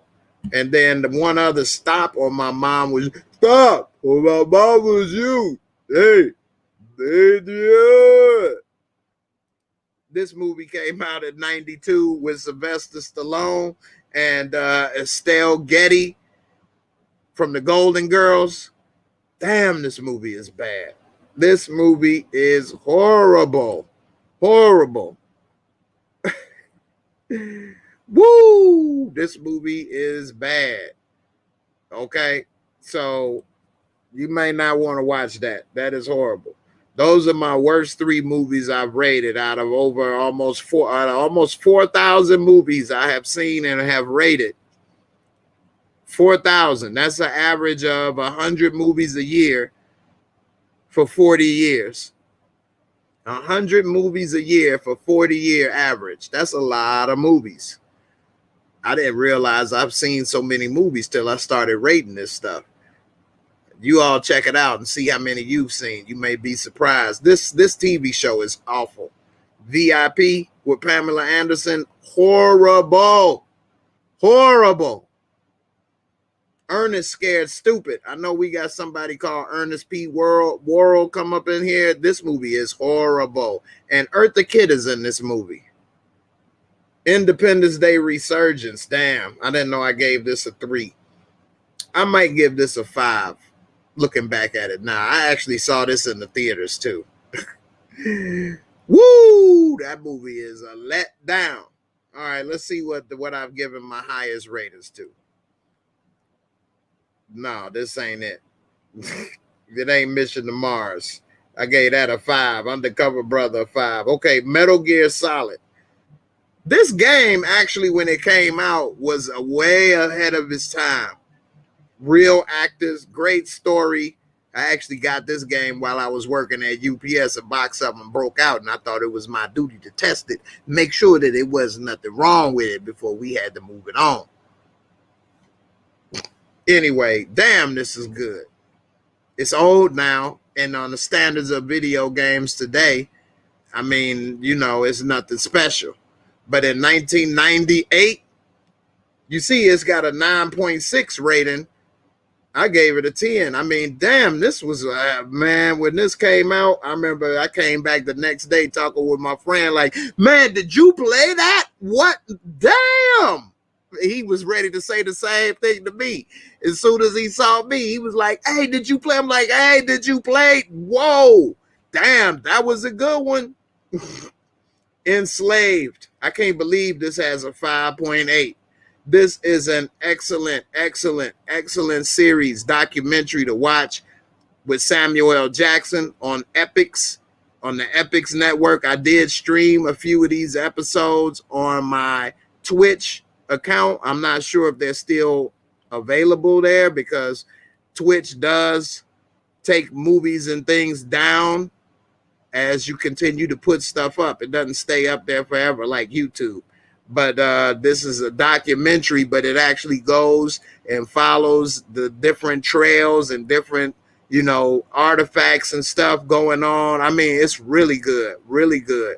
And it shows that slavery was not just an American problem, but it was a global problem. But it's definitely good. The Last Dance. I'm a big Bulls fan. Of course, I'm a big Jordan fan, born and raised in Chicago. This time period that all of this happened was my years of being a big sports fan. And a lot of this stuff brought back a lot of memories. A lot of the stuff I already knew, but it was a good documentary. I gave that really like a 9.5, but you can't put half, so I give it a 10. Avengers Endgame. That was really good. And I don't like to really give superhero and comic movies a 10. But damn, they really did a good job tying in 20 different movies into one. I mean, that was a lot of writing, a lot of things gone into that made it work. And, you know, it was good. Now, this is an episode from The Walking Dead. And this particular episode, I gave a 10. Not the entire show, but this particular episode from The Walking Dead. This is from Power. When This Is Over. I gave this particular episode from Power a 10. And this is when the Rico case come crashing down. Angela breaks ranks to form her own A-team with surprising allies. Keisha takes a stand of her own while Ghost, Tommy, and Tasha and Angie race against the clock to prove something. I can't remember which episode this is by reading this, but I think it's season 5, episode 10. So this is the finale of season 5. There's a snitch among us. That's the episode 9 for season 5. I gave a 10. Episode 8, season 4 finale, I gave a 10 for Power. Season 4, episode 6. So it's a few episodes of Power that I gave a 10. Game of Thrones, a few episodes I gave a 10. So, the Battle of the Bastards was a hell of an episode. If y'all watch Game of Thrones, that was a good episode, though. The Battle of the Bastards, damn, that was good. If y'all ain't seen Game of Thrones, then you missing something. But the Battle of the Bastards, damn, that was a dope episode. The door, hold the door, hold the door, hold the door. What y'all don't know about hold door, hold door, hold door, hold door, hold door, hold door, hold the door. That damn near made me cry. Yeah, hold that door, hold that damn door. Anyway, maybe I'll do an episode talking about that. You said Metal Gear was a movie. No, Metal Gear was a game, but it used real actors. So whenever real actors are used, then it will be on IMDb. So they use real actors for the voiceovers, and they use real actors to do a lot of that stuff. So that's why it was listed up there. Yeah, Lisa Ray was in that movie, and it was trash. You say it didn't even deserve a 1. It was horrible. It was. Let me see. I have seen 13 Hours, but like I say, it's over 4,000 ratings, so I don't know where I had that. Butterfly Effect for the first time 2 days ago. That was a good movie with Ashton Kutcher. That was a good movie. I actually like Butterfly Effect Part 2 as well. I got the DVD with Part 1 and 2 on the same disc. Where can you watch the movie? What movie you talking about? The Gang of Roses? Man, that movie they can't even see that no more. You say, so imagine how many I saw. I made 60 last month, and sometimes I saw up to 6 movies in one day in the past, and I do screening now. Yeah, so you've seen a lot. Exactly. I haven't counted how many I've watched in one day or how many I've watched in a month. That's why I say that's an average of 100 movies a year for 40 years. But I know sometimes I've watched more than 100, and sometimes I've watched less. I never kept track, though. And at first, when I was rating that, I thought, damn, I ain't seen that many. But now I realize that I have. But, it is what it is. Yeah, that fight scene was amazing in Game of Thrones. The Last Dance was dope. Oh, King Kong. So you have to go and on HBO Max, or if you subscribe to me on Twitch, I did play it on Twitch. So you have to check it out on Twitch. Now I'm about to go ahead and talk about Bad Trip with Eric Andre. And then after this, I'll go ahead and do a call in, and then also talk about some more news stories. So Bad Trip is also something that I did a movie night last week on Twitch. So if you want to check it out and you don't have Netflix, you can go ahead and check it out. Now, Bad Trip has Eric Andre, if you're not familiar with, is a comedian, and he also just had a Netflix comedy special about legalize everything. And Eric Andre is an acquired taste. Okay, Eric Andre is an acquired taste. You have to first like his style of comedy. If you don't like his style of comedy, it's nothing that he's going to do that you're going to enjoy, first off. Um, but if you do like that style of comedy, Borat and a little crazy stuff, um, he does a lot of, some of his stuff is almost like high schoolish. Pull your butt out, get kicked in the butt, get your pants ripped off, jumping into stuff, falling into stuff. It can be sometimes kind of corny. And sometimes if you're older, that's not really funny. It's kind of corny. But if done right, it can be funny to me. Just like Sacha Baron Cohen and all the little things that he does can be corny, but then it also can be funny. So Bad Trip is, I rated it a 7 because I thought it was pretty funny. It did have a part where the gorilla, really enjoyed his face. If you get what I mean. The gorilla really, really, really enjoyed his face. And not in a good way. At least not for him. The gorilla, it was a good way for the gorilla. But it wasn't a good way for him. But anyway, I like, when I see this type of stuff, I love people's reactions. And so watching the women react and this and that was what made me laugh. But what he was doing, I thought was like, oh no, that's gross. That's too much. But then to see their reactions made me laugh, especially black women. I love to see black women saying and doing stuff because they just so damn funny. Oh, hell no. You need Jesus. Oh, hell no. What you do? It's kids up in here. Oh, no. Boy, you better get up out of there. Pull your pants up, honey. One girl, I work security. I don't forget no face. Shut your ass up. Get them, girl. Beat that ass, girl. Stupid.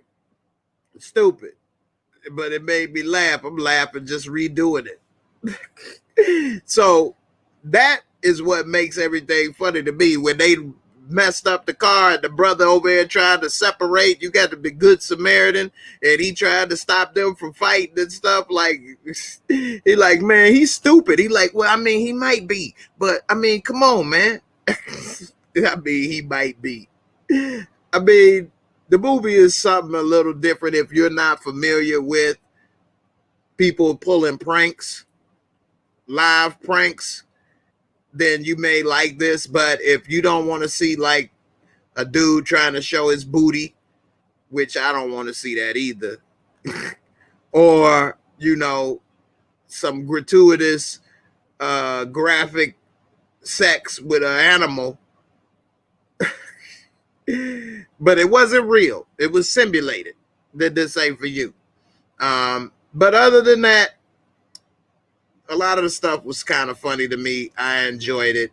But again, you have to like that style of comedy. If you enjoy Bad Grandpa, if you enjoy Borat, you enjoy like Bad Grandpa, when he went to the strip club and he started saying he can dance. Of course, he was with some black woman again, which I fucking love.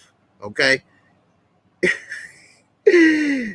When he was there and he was trying to get freaky with the black one with the sister, and then he started pulling off his stuff like he could strip, and then he pulled his pants down and he had the old man balls, except his balls was so long and like hit the floor. Yeah, he still was trying to dance or whatever. They like, oh no, baby, this ain't for you, baby. Oh hell no, sugar. Oh my goodness, damn, that was funny. Anyway, bad trip is funny to me. If you like that kind of stupidness, You know, it's the type of comedy that requires no thinking. It's very, very dumb, but it's funny. Lil Rel played the straight man in this. Tiffany Haddish was funny.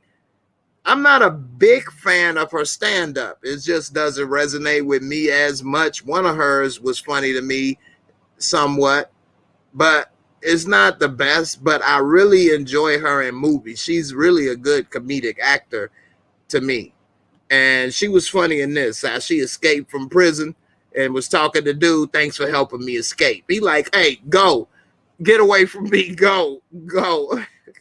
The police like, where does she go? Go that way. He like, did you see her? What is that? Just go that way, man. That's all I'm saying. Just go that way. And when she ripped the door off the car, that was so stupid and over the top. It was funny because these people was watching, talking about, damn, she's strong. Damn, she's strong. Like, I'm dumb by you to think that somebody ripping the damn door off of a car and drive off. But it was funny. So, you know, hey, it is what it is. You say Bad Trip not funny. I get it. You got to like that type of comedy. You probably didn't like the Borat movies, especially if they was the part where they was running around butt naked, the big fat boy running around butt naked with the rolls bouncing in his little dingleberry, and they went into that damn conference room. They got their ass whooped for that too. You probably didn't like Bad Grandpa and whatever. And that's fine. Everybody doesn't like the same thing. Comedy is subjective. So, you know, it is what it is. But if you like that kind of stuff, you enjoy it. So, let's see. You say, where did I rank Cornbread, Earl, and Me and Cooley High? I don't know if I ever ranked those movies. Let's see. I don't remember everything I ranked. Some of the things I've checked that I've seen, but I may not have ranked, is Cornbread. I gave it a 7. Cornbread is cornbread. Cornbread. He can run, he can shoot, he can put it in the hoop. Is cornbread. Cornbread. With little Larry Fishburne. Larry Fishburne been acting since he was a kid. Like Michael Rainey up in this piece. Is cornbread. Cornbread. And of course, if you all don't know, this is another tragic story, and this was made in 1975. I actually had to watch this in school. This the first time I saw this was in school. But anyway, in 1975, they were still telling the same story of the day of a black man getting shot by police for no reason. And that's what happened. And the 12-year-old, who was Larry Fishburne, is traumatized by the murder of his friend, who was the star basketball player in the neighborhood, Cornbread. You killed my cornbread. I ain't be got no weapon, Jimmy. That ain't what he said. Well, he said that part, but then the I ain't be got no weapon. That's my Hollywood shuffle. I ain't be got no weapon, Jimmy. Let's see, Cooley High.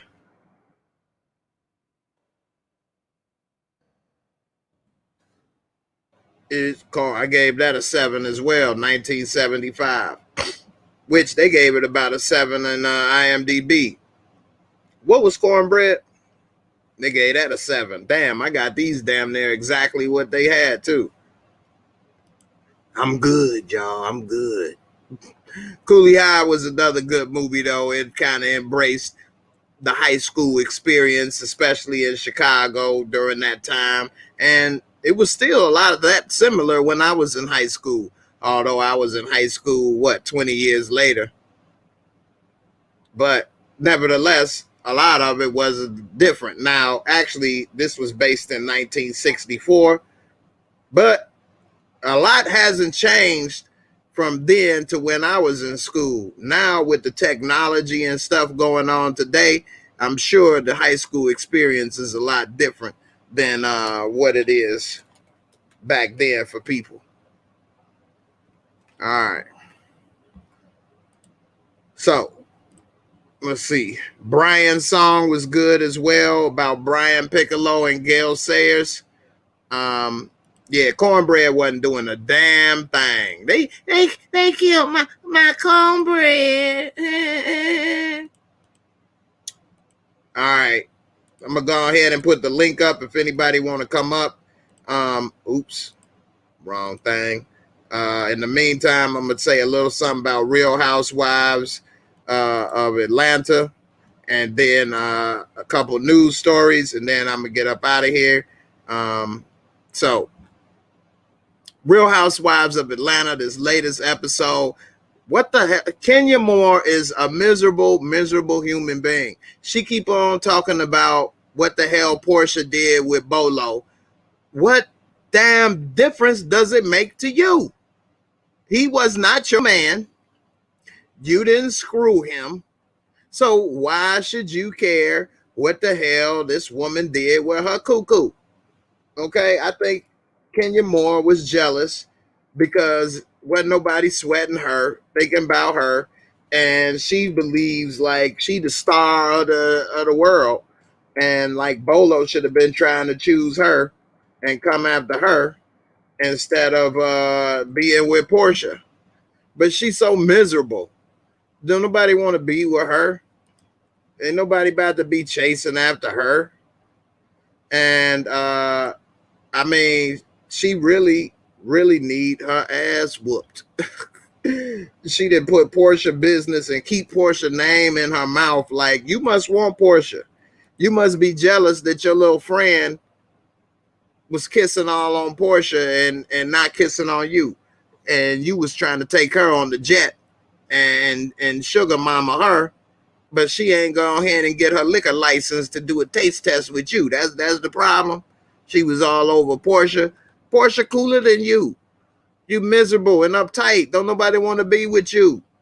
Bolo don't want to stick nothing up in there. You might snap it off with your tightness. You tightwad, evil, vindictive thing. And now she done tried to get Manlow to be her friend just so that they can team up and keep Portia's name in their mouth. And Marlo talking about, well, I don't want to be friends with a liar. You didn't give a damn what Portia did at first, but now that you and Kenya friends, now you talking about you don't want to be friends with somebody a liar. Shut your ass up. Like you ain't never lied about nothing. Like you just, honest engine over here. And now she's bringing your brand down. I mean, they are really, really hating, worried about what the hell Portia did. And if I was Candy, oh man, if they start trying to act a damn fool at my grand opening for Blaze, I'm about to blaze your ass for real. You over here arguing at my damn steak and seafood spot with my mama and everybody here. Like, your ass about to get blazed up. And now they all tried to reverse it on Marlo, talking about why your back hurt. Is it because you got lipo? Who gives a damn? So petty, so petty. You know, when I was younger and I would talk to women and stuff, and I'd be like, well, hey, get one of your girls, you know what I'm saying? And, meet up with my boy and, we could do this and that. They like, I don't talk to girls. I don't really have that many friends. I used to always hear that a lot. And I used to always think, that don't make no sense. They'd be like, I don't be hanging with girls, this and that. It's too much. And I used to be thinking, what is y'all talking about? I get it. I really do. I get it. These women is still, they're a little older, but they are successful. They still look good. They doing great. I know it's for the TV show, but damn. And now I see that it's possible that Portia may leave the show, which I don't know what the hell she gonna do if she do to make the kind of money she want to make for that big ass house. She gonna really need to get back together with her man or something. I mean, them little radio stations and stuff, she be trying to do this, that, and the other. I don't know if that's gonna be enough. But anyway, I can understand it just for mental security and mental health to be done with all of this drama, because it damn sure ain't worth it. It damn sure ain't worth it. It's way too much drama, and it definitely ain't worth it. As y'all can see, the rating I give this show is a 5. I really don't like it. But I do review it because some people ask me about it. But it seems like every time I talk about it, everybody leave the damn chat. We was at about damn near 30 people. We dropped to 17 as soon as I started talking about these trifling ass women. And I get it. Damn, that's sad. I think I'm gonna start just having to do separate videos about this, and then that way, who want to see it can see it, and then they ain't gotta leave, because yeah, this is really sad for them. All right. Let's see. I got one story I want to talk about right quick before we get up out of here. And also I do have I do got a funny video and some crazy stuff. Like, hey, everybody be careful out here, because people is really tripping. They are really, really tripping hard. Like I know we all want some food or this, that, and the other when we want it, but a dude was pissed at Burger King and opened fire in the drive-thru because of a long wait time. Because of a long wait time, was ready to kill. Like, I believe in DoorDash, y'all. I really don't even go and do a lot of stuff no more, man. It's just so damn dangerous out here. People are tripping. People be careful. And this is in Tennessee. And it said it was a woman who allegedly fired a gun through a Burger King drive-through window. Fortunately, employees in the restaurant were reportedly able to escape through a rear doorway, and no injuries were reported. First of all, it's hard enough that they got to work at Burger King. Not trying to diss anybody at fast food, but most people that work in fast food would prefer not to, wish they didn't have to. Now their life is on the line because they slow. And this woman actually got out. Look at this. The Memphis Police Department posted this incident on Facebook, which occurred at a Burger King on Memphis on Tuesday, March 30th. No arrests have been made. Look at this girl. She came and straight got out and started bussing. I told you I didn't want my fries cold, bitch. Like, really? And then she realized, that's that moment. You see this face right here? That's that moment when you know you didn't fucked up right. You know what I'm saying? You know you didn't fucked up. That's what I'm saying. You know you didn't fucked up. She looked like, oops, and got in her car and pulled off. Which, of course, like, if she didn't, this wasn't premeditated.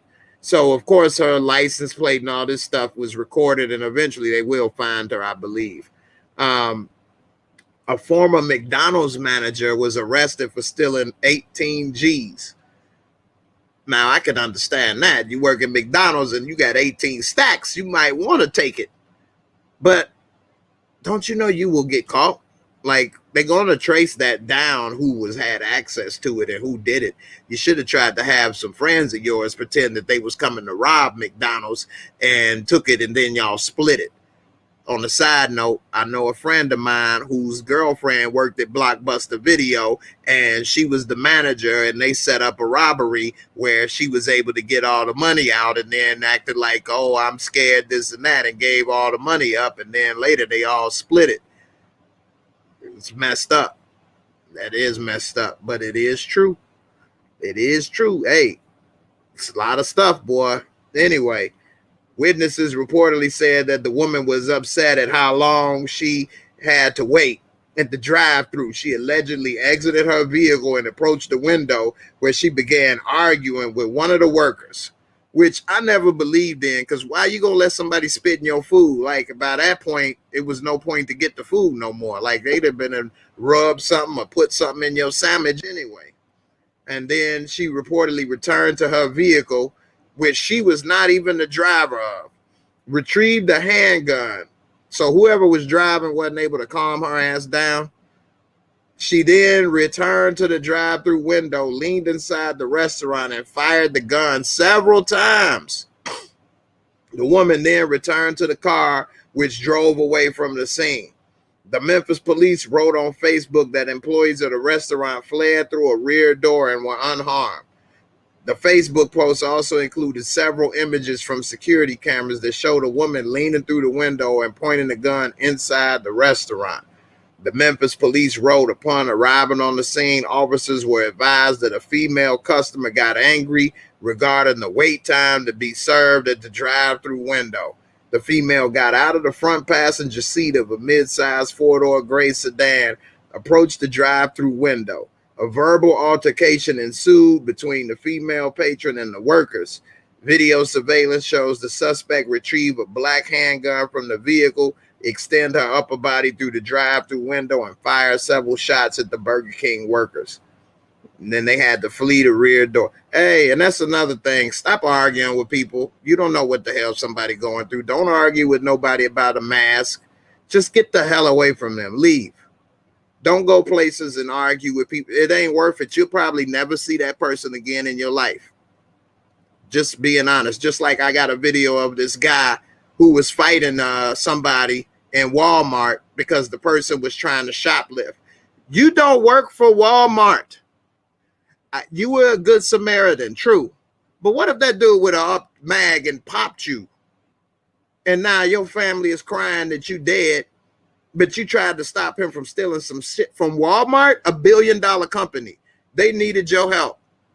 Walmart needed your help. Like, don't die for that.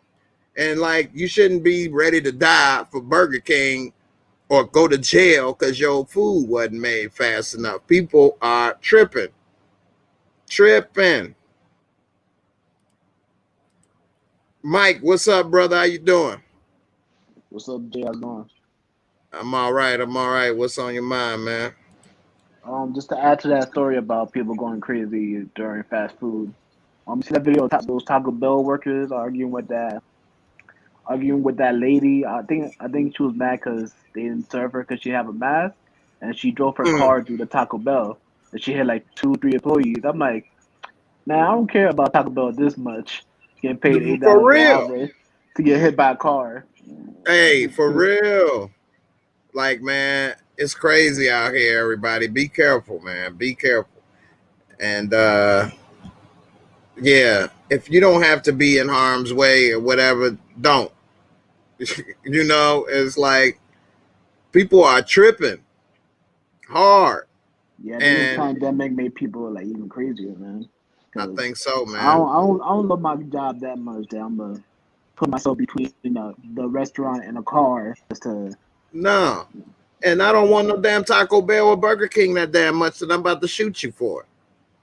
Or I'm gonna be on the run. This girl is on the fork and run for Burger King. They on for Burger King. Right? She didn't rob them. She mad over the damn sandwich.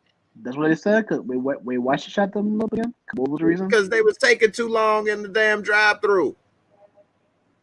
Like she didn't rob them and is on the run. She on the run over her meal. Did like she hit anybody? That's crazy, huh? Did she hit anybody? No, she didn't hit nobody. You still can't start busting though. No, I'm saying yeah, I know that, but I'm saying if she hit somebody, it'd be worse. Yeah, if she would kill somebody, then like a whole lot worse. Yeah, definitely. And it's just crazy, man. People are going crazy out here, and everybody be careful. And I know I say wear a mask, but now we starting to learn because all this stuff is new that all masks ain't equal.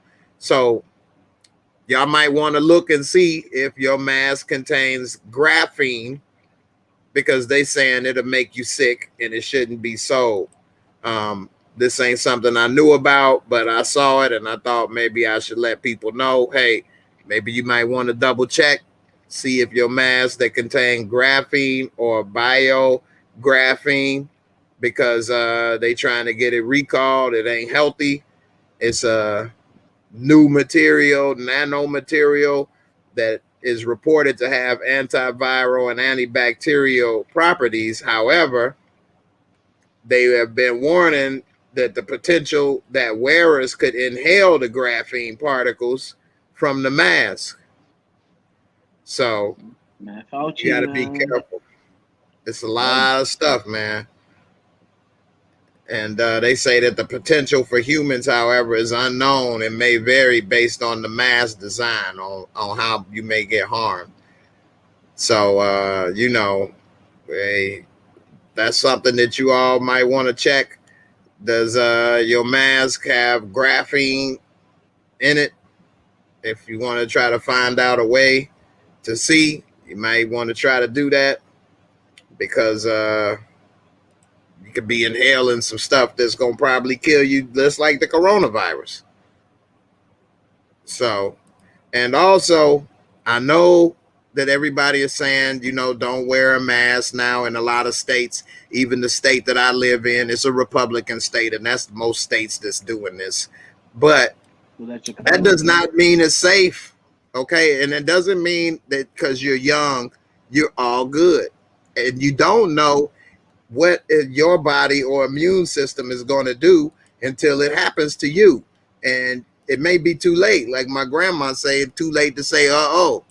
And the reason I say that is because during the NCAA tournament in Indianapolis, a 23-year-old fan went to go attend this. And while they were there, he contracted COVID and died at 23. So I know a lot of people think, well, I'm young or this, that, I'll survive, or it's not this and that. That's not the case. A lot of young people have gotten sick and have died from this. This person came from Alabama to Indiana to be a part of the NCAA tournament and died. Like, is you that big of a fan? You ready to die for them?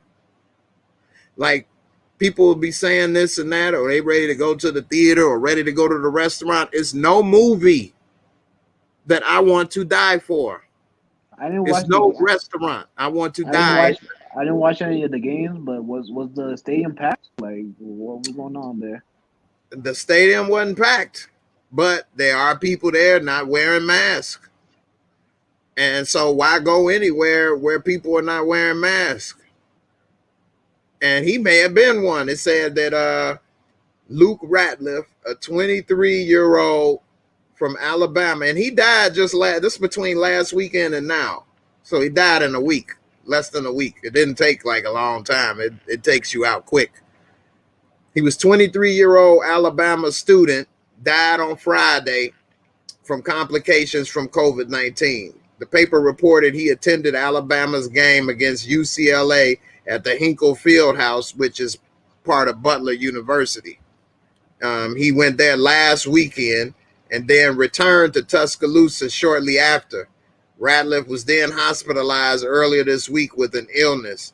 He was a well-known fan, known for Fluffopotamus, familiar to many in his plaid jacket this season, and the leader of the Crimson Chaos basketball campus support group. Marion County, that's in Indianapolis. The Marion County Public Health Department confirmed to ESPN Saturday that it had reached out to the Alabama Department of Public Health, and it said that the Marion County Public Health Department and the Indiana State Department of Health are trying to contact Alabama Department of Public Health to determine if anyone in Indianapolis may have been exposed. So they're saying by any Alabama resident who visited Indianapolis in recent days. So,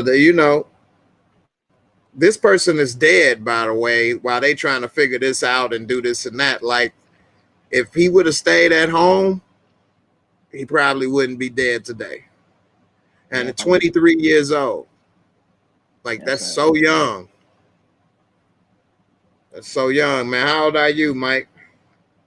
27. Yeah, man. There's so much more life to go, man. Yeah, man. Yeah, I try. I still go out, but I don't go to places where there's a lot of people, and I make sure to always wash up. And I'm not trying to, and I stock up on like vitamin D and other stuff and other vitamins just to build up my immune system. So yeah, Yeah, so that's how I come back there. Also, yeah, I want to give a shout out to New York, legalized weed, last week. yeah. So shout out, so 420 is gonna be crazy this year. Right.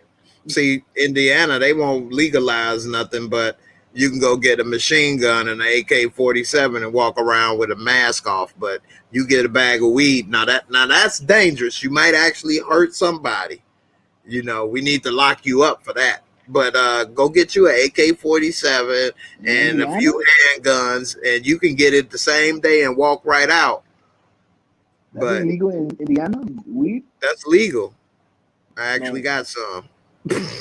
Oh, by the say like what? 'Cause I Yeah, know so in they probably got Indiana, like worse drugs over there. They probably got like crystal meth or all this stuff over there. they do use a lot of that stuff here too, because of the population.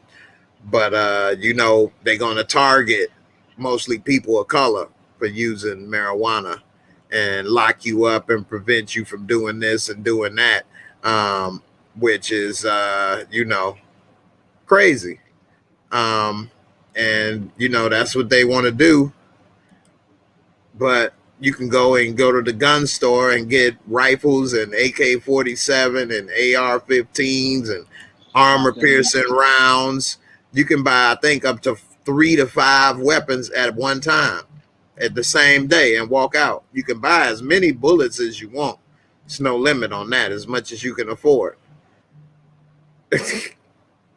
Yeah, But getting a bag of weed now, that's a whole nother level. You dangerous now. That's harmful.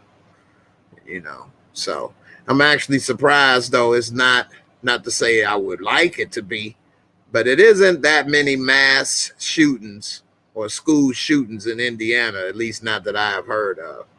Um, but it is, you can get a lot of guns, and also a lot of guns that flow into Chicago illegally come from Indiana, because I can probably buy AK-47 for $400 or $350 or $500 here, and that same gun is worth like 2,000-3,000 in Chicago.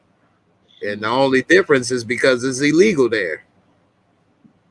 And so and then people buy guns and then say they got it reported stolen, and all they do is go sell it, and then those guns are on the street in the wrong hands, killing people. Yeah, what's the So gun law like in Chicago? So I know here in New York it's really strict. Like if you're caught with a gun, you get automatic 7 years plus every bullet you have in the gun. So that's why it's mhm. so strict here. So but I don't know Chicago what's the gun law in Chicago looking like. Chicago was similar to that until recently. So Chicago, if you got caught with a gun for pretty much all my life, was an automatic felony. Was an automatic felony if you got caught with a gun in the city limits, and then depending on the gun and bullets and stuff, then they can get more charges. I'm not sure exactly, but it ain't looking good for you. And it was because they passed a city ordinance. So inside the city limits, you couldn't own a gun in Chicago. But then that made it where criminals knew anybody they run up on couldn't defend themselves. Now, I'm not sure exactly when this happened, but I do know it happened within the last 10 years. They did overturn that, and you can now get a legal gun permit and carry a handgun in Chicago legally. You can. But so Chicago did two things. So Illinois legalized marijuana as well. It's fully legalized, medicinal and recreational. And then in Chicago, because the rest of Illinois, you can still have guns. It's just inside the city of Chicago. But now you can have a gun legally in the city of Chicago also. But here's the catch. You can't have marijuana still and a gun. You can't have both, Why not? or that's a problem. So I don't think that they should have that tied into each other. Um, but it is what it is. At least they making some progress. Um, but people put marijuana, they have it on the schedule like one narcotics, like it's more dangerous than heroin, which everybody knows is not the case. You take heroin, you like hooked on the first try, damn near. Yeah, it's very Whereas, addictive. yeah, whereas marijuana, you ain't gonna be hooked. You ain't about to be ready to sell your mama TV and shit. You know, if you are on that level, that's a you problem. You know what I mean? It ain't making you lose your mind like how people in Snowfall with crack and everything was doing stuff. You know, so Yeah, I yeah, need to it's get on crazy. Snowfall. I need to get on Snowfall. Oh yeah, you ain't been watching Snowfall? Yeah, I'm gonna start watching it like this month. Getting a new Yeah, show to watch. But AJ, you caught. You want to talk a little bit of Falcon Winter Soldier because it's kind of picking up a little bit. yeah. I was talking about that Friday. Hold on, before I get into that, let me talk about this one thing about Walmart, and then we Now talk go about ahead. that real quick. Shout out to I got the Walmart. video of this person that was fighting this dude Oh, putting you his talk life about? on for I think I know Walmart. what video you talk about. It's like a short dude fighting this tall dude, and you just knock him out. Right. Yeah. So he don't work for Walmart. He just shopping like everybody else. For one, this dude may have Oh COVID. snap! Yeah. This dude Nah, may I have didn't see this. COVID. Nah, I didn't see Yeah. that. So this Walmart shopper subdues a maskless man who threatened to assault customers. The video show, which I didn't see him threaten to assault customers in the video, but he was trying to get the hell out the store with whatever he was trying to steal. But it was somebody that worked at Walmart doing their job to stop them. Let them do their job. You do what the hell you need to do and get the hell out of there. Because if this dude would have turned around and shot your ass and killed you, then everybody would be talking about what a sad story it is for you. And it would have been. But let them, and besides, Walmart, $1 billion company. Walmart in Federal Way on 314th Street. Let me see, is this, look. Damn. On social media, the 21-year-old in the white tee is being hailed a, quote, hero for taking down a man without a mask who police say appeared to be under the influence. Federal Way police tell me this incident Is the video still playing? Yeah, it's still playing. The commander says the suspect drove right into a parked car, didn't acknowledge the crash, then walked straight into the store. Cell phone video from a witness shows us what happens next. The suspect, who allegedly That's him on the attempted left. to shoplift, That's the is being Walmart. escorted out of the store. Police say he threatens to assault anyone who touches him. And soon after, the 21-year-old in the white tee steps in to confront the He suspect. said, "You a bully, I'm a bully too. We see the 29-year-old Better put it down before I knock you out." Two men square off. You can hear and see other customers who try to stop the fight, but a kick and punches are thrown. The two keep taking swings at each other before the Yeah, suspect that dude just wanted to fight somebody today. down to the ground. Exactly. A security guard taps the 21-year-old off the suspect. He 21 years old. He could have died on fighting this dude. Police say the guy in the white tee got a cut on his hand. As for that suspect, He was Spanish too. You want some of this, huh? I kick it your eye, man. That suspect was booked on DUI, hit and run, and attempted theft. In Federal Way, Jennifer Lee, Q13 News. And he bust his hand right here. Watch when he tried to swing and he hit that shelf. Suspect is finally wrestled down to the ground. A security guard taps the 21-year-old Dude bleeding on the floor. And you can see some blood on the ground. Right. Police say This dude could have had AIDS. you can hear and see other customers who try to stop Yeah, the dude fight. just wanted to fight. Kick and punches are thrown. The two keep Look, he taking gonna hit swings this at shelf. each other before You the see that? suspect is finally Yeah, wrestled down to the He ground. probably had like boxing class that week. Like, let me show off my moves. Suspect is finally wrestled down to the ground. A security guard taps the 21-year-old off the suspect. Yeah, this guy You crazy. can see some blood on the ground. Police say the guy in the white tee got a cut on his hand. As for that suspect, police were waiting in the parking lot and took him into custody as soon So as he anyway, walked out man. the door. Yeah, It's that dude crazy. would've blasted him. Huh? Like, that dude would've just like blasted, like had something on him and just took him out. It would've been a Yeah, whole different whatever he story. kicked out of his hand. Yeah, right. Whatever he kicked out of his hand was not worth getting blasted over. You know what I mean? And then he would have been laid out there bleeding, talking about why you do that. It wasn't that deep. Oh no. And then, you know, yeah, dude would have been wrong. Yeah, dude would have, yeah, like they got insurance. Walmart is not going to lose any money on whatever this dude was stealing. Multi-billion-dollar company. And you got the people, your customers fighting each other, protecting it. Like Walmart need to give him $1,000 gift certificate. But this ain't the story that the guy crashed into somebody's car. Maybe that was his car. Yeah, and then walked in or whatever. Yeah, but yeah, it's crazy. So I don't know, man. Yeah, security guard is like, thanks for doing my job. I'll take it from here. Exactly. Gave him the tap, like, okay, let me up in here. Like, man, you crazy. You crazy, man. You over here doing that for no reason. And it just ain't worth it. So be careful out here. Don't be arguing with people, especially people you never gonna see again. Like, you know, he would never see this man again in his life, and you risked your life for something. You know, somebody ain't wearing a mask or doing this or that, just move on. It ain't worth it. You know, because you'll never see them again, and best to leave with your life and intact than argue and ready to fight somebody and do this and that and get sick or, you know, hurt or dead or in jail or any of that stuff, you know, from a heat of the moment decision. You know, when I was younger, I would have thought or did something stupid. I don't know if I would have been protecting no damn store, especially if I ain't worked there or whatever. I wouldn't have did that.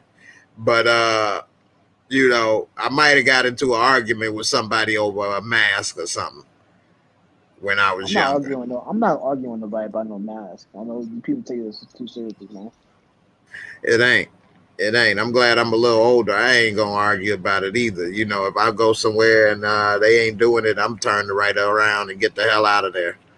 It ain't even no point. I'll never see you again. I don't know your ass, and I'll never see you again in life. So to hell with you. I'm out. Straight up. So, you know. Anyway, what you want to say about Falcon and the Winter Soldier? Did you see my last video I made about it? Yeah, I saw it. Then you did a recap of what happened on it, right? Yeah. So what you think about it? You think it's better than what you call it, WandaVision? I'm still waiting to finish the series because I like WandaVision. I like WandaVision too. The first 3 episodes, I didn't like that black and white, and the 2 black and white ones I didn't like as much. I thought it was hilarious. I thought it was like it wasn't like the typical, you know, MCU. They took like a different path. That's true. I had so many theories on what was going on. The one that got kidnapped and all that crazy mess. But talking with Winter Soldier, I wish they would show us like what who's the real villain behind everything by now. I think there's like 2 episodes or 3 episodes left. I'm not sure. But yeah, it's 3. This is a real short series. Yeah, this episode I thought Zemo was gonna escape for sure. I was like, man, this was a bad idea. Get him out of jail. I thought he was gonna leave these dudes after that explosion. He just popped up. I thought so too, because he did break off into another way when they was running. Yeah, that was kind of a twist for me. There was one thing. There was one thing that I was laughing at that was hilarious. When Falcon told Sharon Carter, like, "Don't worry about it. I'm gonna clear your name no matter what." Right. I'm like, bro, you couldn't even get a bank loan for yourself. Right. You're gonna clear her name for 2 years. Right. Yeah, I think you put that in the comments also. That was funny. That was on point.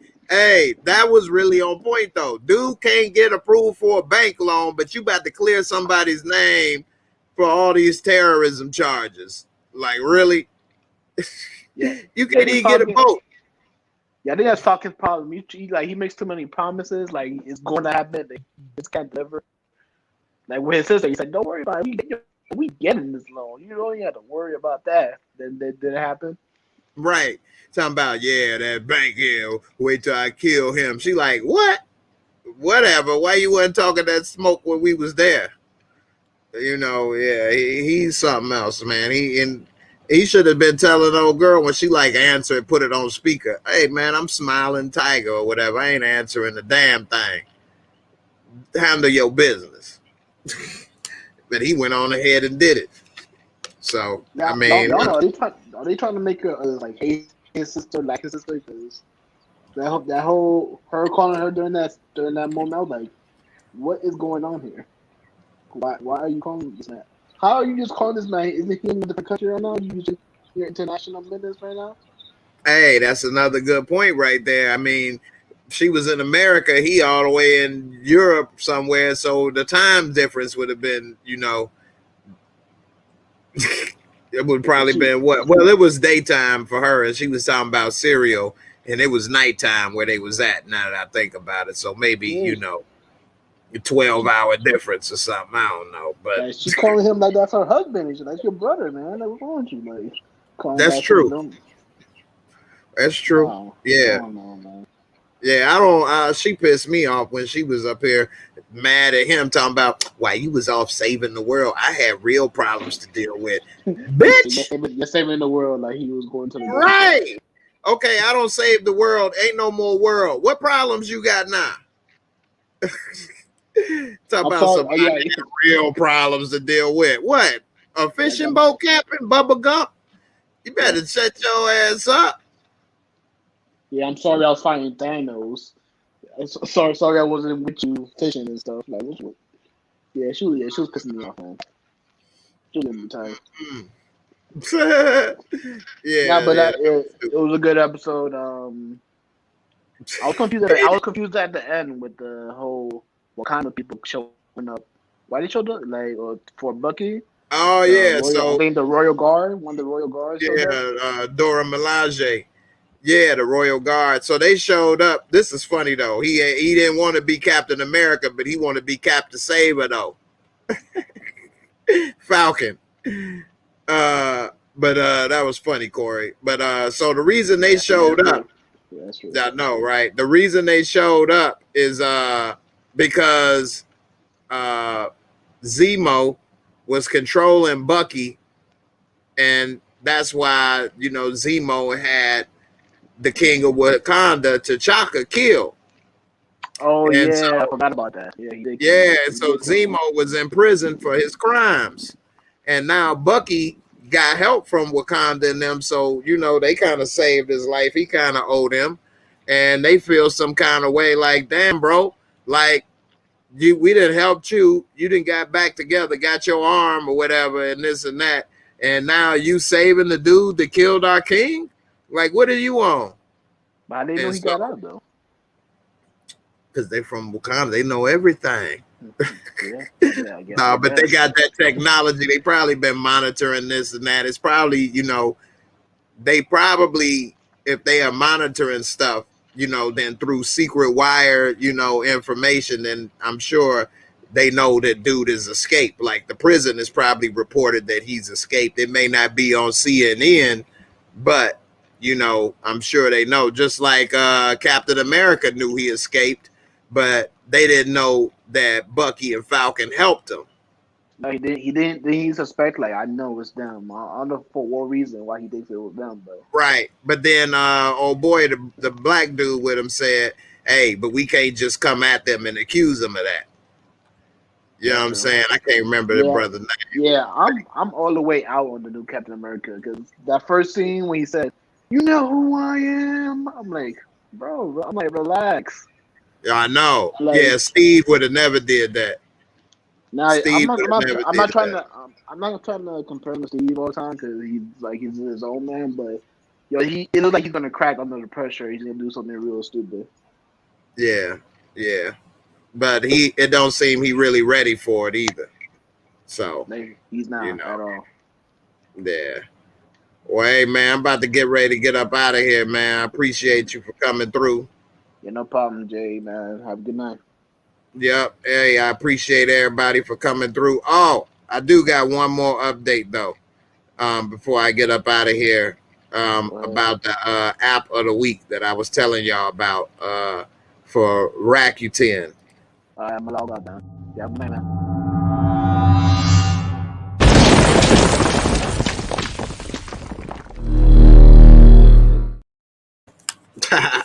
All right, so I told y'all when y'all use it, you get the cash back. They go to cash back. They sent me the check, so I'm gonna open it live. Let y'all see, man. This is all you do is go to the same websites and shop, and they actually give you cash back. They put this coupon in there, and let's see. You go to check, so nobody try to steal my $60. See the check, Rakuten, and what did it say? How much? $63. $63 cash back, and I still got another like $40 back coming. See, as I say right here, here's your big fat check. It ain't that fat, but hey, do get money back shopping. I have to put the link up for you guys to check it out, and if you all ain't familiar with it, I do have on this on all my videos. I'll show you in the link. You can see down here at the bottom in any of the videos. Let's see. Oh, okay, here it is. So you can see in any of the videos I got links. If you all go right in here and it say show more, then you can see all kind of links for different stuff.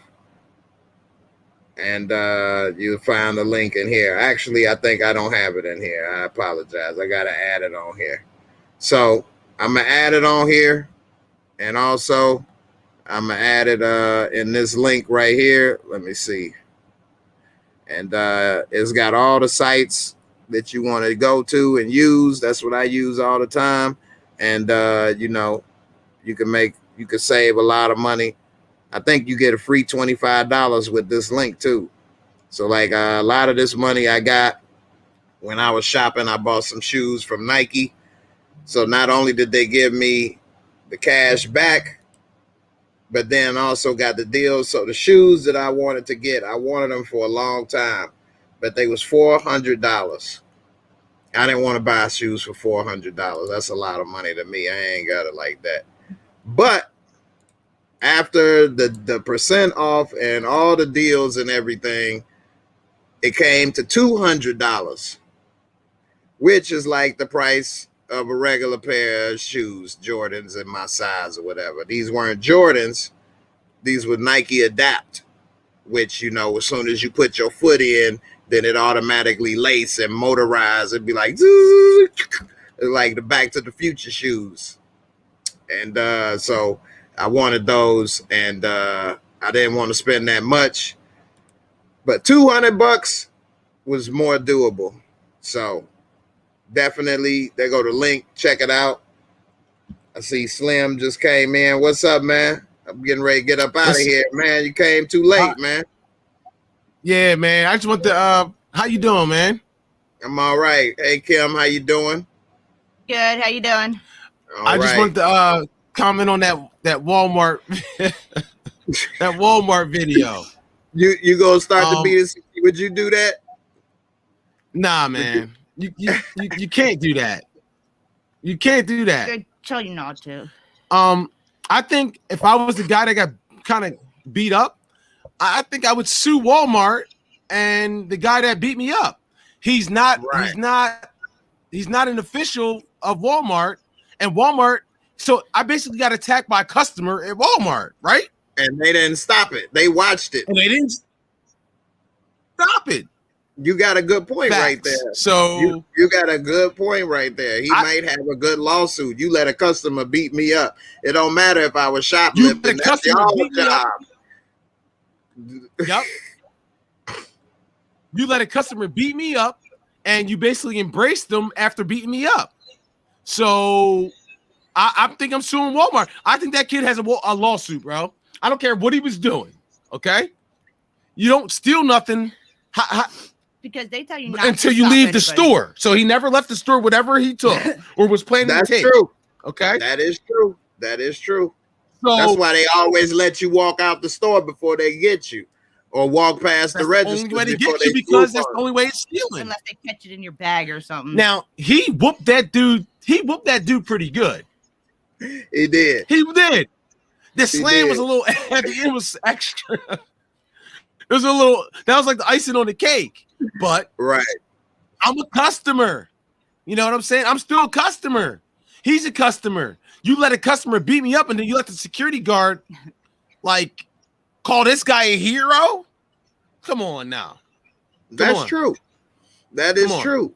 Hey, you know what? You got some great points right there. Dude may have a good lawsuit. If I was a lawyer, I might have thought and be like, damn, I'm like an ambulance chaser type lawyer.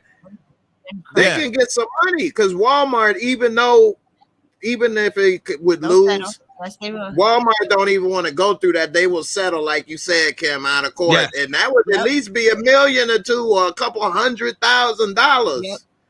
At least, and that ain't, and that's nothing to Walmart. Nothing. So whatever the dude took, the guy's like you said was risking his life to defend Walmart's property. Like, what are you doing? People do though. You got your super employees. Man, Mike, there's too many heroes, man. Walmart is a multi-billion-dollar corporation. Next to Amazon, it's the two biggest companies. Like, people need money, man. That's money on the table. Like, why would you not? You got your ass whooped. It's public. You got accused of stealing when the technicality, what Slim said is right. Like, he didn't walk past the cash registers yet. He could have been saying, I was about to turn until y'all did this or that. Now, he did crash into a car or something, but that's between whoever he hit. If they both got car insurance, then that's a done deal. That's a different accident. That's a different problem. A whole different problem. In the store, I was assaulted in your store, and your security guards didn't help me. That's true. So, Mike, you're right. They didn't send them to beat him, but at the same time, they didn't stop him either. They just let them beat him up and do their job for him. Yeah. Like, they should have tried to separate the dude stealing or accused of stealing. That's one problem. They should have stopped dude from kicking his ass. That's another problem. They should have called the police about the crash and the thing. That's another problem. You know, like, in reality, it's all connected. But according to the law, them are all three different problems. Like, sometimes you get pulled incidents. Like, you can get pulled over by the police for speeding, then get a ticket for no seatbelt, then get a ticket for drunk driving, and then get a ticket for no license. You know what I mean? Like, you could get multiple, no insurance. Well, you got 5 tickets. You got 5 different, you know what I'm saying, infractions. So they don't just say, well, you were speeding this, that, and then write it all on one ticket. You know, but you can't allow, they're both your customers. You can't allow one, even if he was wrong, but he never really did anything wrong until, you know what I'm saying? Like, he never left the store. Yeah, because actually another thing, the dude that whooped that ass could sue Walmart too, because he could say, I shouldn't have had to defend myself and help, and I hurt my hand when y'all security should have did it. And he could actually sue Walmart too. Yeah, I think they both got lawsuits. Both of the dudes got lawsuits. They do, and although he was wrong because he shouldn't have did it, in the end, he shouldn't have had to feel like he needed to do it either. But what made him feel like he had to do it? That's what I don't get. Was he like, oh my God, you better put? Did you know what he was trying? What the dude was trying to take in the first place? Or you're a bully, I'm a bully too. Like, like, did it matter what he was taking? Like, it wasn't worth nothing. It wasn't nothing valuable enough to put your life on the line. It didn't look like it was nothing that deep. Let me see what it say. Like, mind your business, brother. You know what I mean? Right. Like you said, motherfuckers get shot like that. Yeah, for real. I mean, you saw some people at Burger King I showed almost got shot over taking too long. Like, you about to fight some dude you don't know that's drunk and intoxicated he could have like did something to you, stabbed you, shot you, anything. He would have been wrong. But who gives a damn when you're dead or fighting for your life? Yeah, but you was wrong. Hey man, right. I don't give a damn. Be wrong. I'm going. They'll say that at your funeral. Like, they'll say that at your funeral. Like my grandma say, too late to say oh. Yeah. It's late. Mind your business. And he was masculine. Mind your business. Like there's too many Captain Americas or Captain like people trying to be heroes. Just mind your business, man. Because when it comes down to it, people will smoke you without remorse. It's sad, but it's the truth. And that dude was 21 years old that tried to intervene. The other guy was 29. Like he could have lost his life at 21 years old.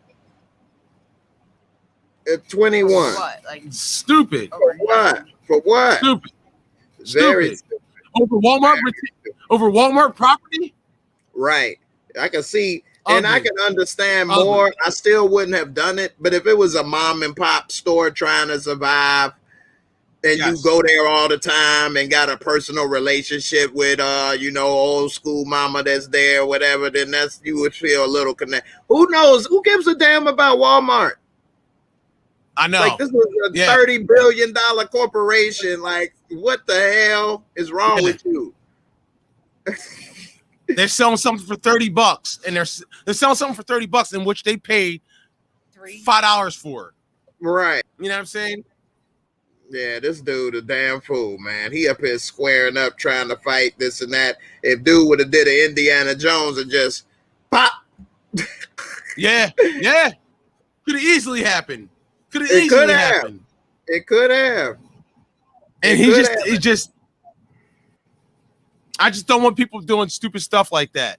You know what I mean? Yeah. Mind your business. Stay out of people's business, man, because that has nothing to do with you, and you shouldn't involve yourself in things that have nothing to do with you. I know being a good Samaritan, always do the right thing. Like you have to pick and choose when you're involving yourself in things that have nothing to do with you. And like if somebody's not being victimized, Walmart's being victimized, and that's a problem to you. I don't know. Right. You know what I'm saying? I agree. That's all. That's all I want to say, man. That's all I want to say. It's all good. It's all good. I actually agree with you on that one, man. And yeah, it's crazy, man. Life is too short, man. And we, like you say, we got to pick and choose, man. Pick and choose. There's so many things that could have went wrong. With dude don't have a mask on. You don't know if you could have got sick. You know what I mean? Could have got shot, stabbed, and for what? Did you hear about the elder woman in New York that got beat up by the guy? That was some crazy mess. The older Asian woman got like beat up by a gentleman. I won't call him a gentleman. Got beat up by a guy, and then the security guards basically punked out and didn't like lock the doors and didn't help her. Did you hear about that? No, I didn't hear about that. Damn. And he just kept whooping her? He broke her pelvis. He beat the shit out of this old lady, like a 60-something-year-old lady, because she was Asian. He was calling her all kinds of nasty names. Yeah. Racial slurs. And the security guards locked the door when they seen it happen and didn't help her. Now, that's a battle I'm involving and risking my life to save an older woman getting her ass whooped by some psychopath. You know what I'm saying? And especially that was their damn job. Yes. But even if I was just a bystander, you know what I'm saying? Right. That's something I would do. The old woman get whooped and be like, no, none of my business. No. Yeah, I ain't got nothing to do with it. Kick her ass, she ass. Like, right. Get her ass, man. Yeah. You know, but yeah, that's different. That, especially as you can't look yourself in the mirror, you know, with certain things like that. You know what I mean? Like that's wrong. Especially when you know it ain't like it was the cops, which like the problem with the cops whooping people like even George Floyd is if them people would have tried to intervene, that cop would have probably shot them. Yeah. Or think so? did it to them. Hell yeah. bro. I You was think if thinking, them bro. people would have tried to push dude off of George Floyd, that he would have been like, okay, all right, my bad. They would have got bro, their I ass keep to. replaying that in my head, and I don't know what would have happened to anyone that tried to intervene with that. I was thinking if I was there, what would I keep trying to say, if I was there, what would I have done? If I was there, what would I have done? And I think you might be right. I think I would have probably been like, yo, just arrest me. If you got it, I would have went with my hands up, like I'm laying right next to you. I'm gonna lay down right next to you. I'm not hurting you. I'm not here to hurt you, but get off of him and arrest me. I know that sounds cool and all, but you don't know what they would have did, bro. Like you might be right, because anytime anybody was saying something to him, like I've been keeping up with the trial, man, and every time I watch it, I'm like, yo, what would I've done? And watching all the witnesses that were actually on the scene, they're all got post-traumatic stress about what happened, bro. They all feel like it's their fault, and it's not their fault. And I was just about to say this, what Michael said. The other cops would have stopped you, because also keep in mind, it was 2 other cops on his legs that we don't see in the video. And then the Asian cop was talking in front of the people. So say if you tried to go around, if you were standing there where the Asian cop was and tried to go around, he would have stood in front of you. And if you would have got too close, he would have arrested you before you got close enough. He was pulling his mace out. He was pulling his mace out. He was pulling his mace. He was like reaching for his mace, like get back. Like, and if you would have said, no, I'm going over there, they would have maced you, and they wouldn't have been like, okay, that's it. They would have maced you and then put cuffs on your ass and threw you down too. Now, also think of it this way. Say if you came around from the back way, from the street way, from the opposite angle where George Floyd was actually laying, and you tried to run over there. Them cops that was on his legs may have got up and got your ass, or may have shot you. You know what I mean? It needs to be a group of people to have came in order for it to make a difference. But if it was one person or even 2 people, they would have got you too. Now, if 20 or 10 or 15 would have ran over there, they wouldn't have did nothing. They would have had to get up to protect themselves. They might have shot. They would have opened fire on the crowd. Right. That's why I just say, man, shot fire on the crowd. Yeah. But that's the only way they would have got up, is if it would have been a group of people. But 1 or 2 at a time, they would have took them down too. There was a group of people, but they weren't. They were. I feel like this is why I feel like I know this is not your subject, but I feel like the reason that he stayed on his neck is because of the group of people was telling him to get off. I think so. I feel like too. He was feeding. I feel like he was. Hey, y'all don't run shit. Feeding into. I'll run like this. I don't got to do what y'all tell me to do. Yeah, I think that was it too. Yeah, I agree. I think that's why you can see it in his face when they saying that. Yeah, you can see it in his face. Yeah, and then also we know the backstory. He was jealous of him because the white girls loved him and wouldn't give him no play. You know that, right? I didn't hear that one. No, that ain't a joke. They both work you. security. They both work security at this club. And it's that. pictures of George Floyd. All the girls that worked there, I think it was like a strip club. And all the girls liked him. He was cool, this, that, and the other. They liked him. It's pictures of him with him. But the cop didn't like that. And he was a nerd, uptight, weirdo kind of dude. And none of the girls liked him. And he worked there as an off-duty, you know, because a lot of cops work security off-duty. And so he had some that they worked at the same job. Yeah. They just brought that up on Thursday, that they both worked at the same club. And nothing would shock me, bro. Yeah, that's the club. So he already had a personal reason to do that to dude too, which is why it is murder. Because not only did you know that you shouldn't have did it, you didn't like this dude for that reason too. So it ain't like, oh, he's just some random dude and you just so happen to do this. It's you also had a backstory where you probably was thinking, boy, I wish I could. I'd kick his ass, or I'd do this, or I'd do that. And then the opportunity came. Something was wrong, bro. There was I feel like the crowd. I mean, he shouldn't have did it regardless, but I feel like the crowd riled him up, where he feels like I'm the authority. I'll do what the F I want, and you guys are telling me to get off, and I'm not doing it. Yeah, at all. I think and I don't think the rest of the other 3 officers didn't have the balls to tell him to get off. One of the officers, the one that was down by his feet, was like, should we roll him over? Should we roll him over? He said it twice. And then after that, he don't say nothing else. But the dude, the Chinese guy, well, I'll say the Asian guy, Tower. And Tao or Tofu, whatever his name is. I feel like he might beat it. And I feel like the guy that was down by George Floyd's feet might beat it, because he was the one that recommended to and he did get get off of him. Like to not he got, first of all, he got off of him, but not only did he get off of him, he also checked his pulse. He told the other officers, let's roll him on his side, because I feel like he's gonna. He said, what was the word? The term, the asphyxia? Not asphyxia. Something like that. No, asphyxiate is choke, is die. You know, is suffocate.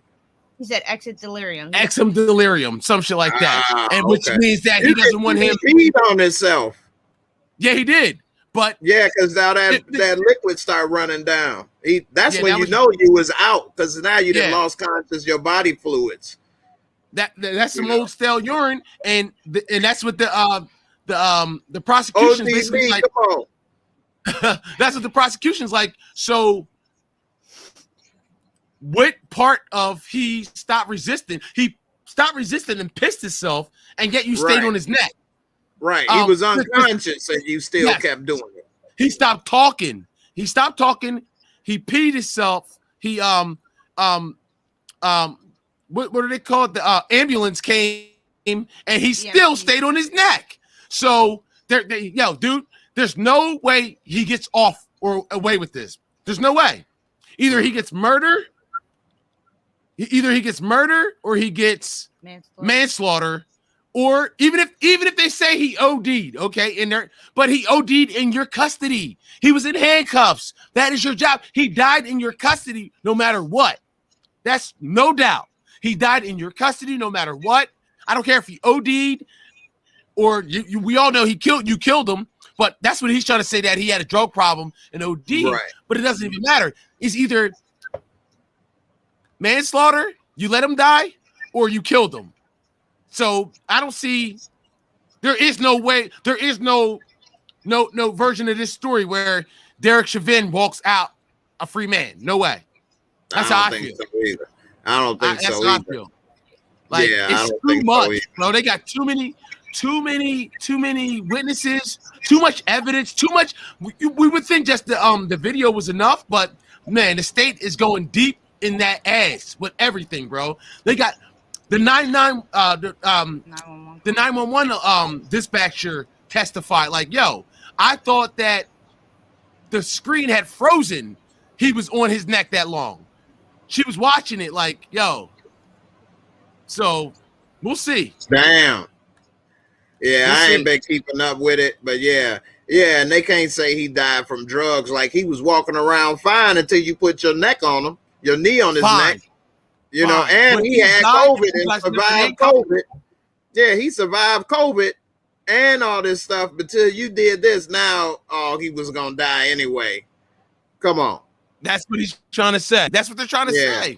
And I saw he would have never died if you didn't put your knee on his neck. Period. Right.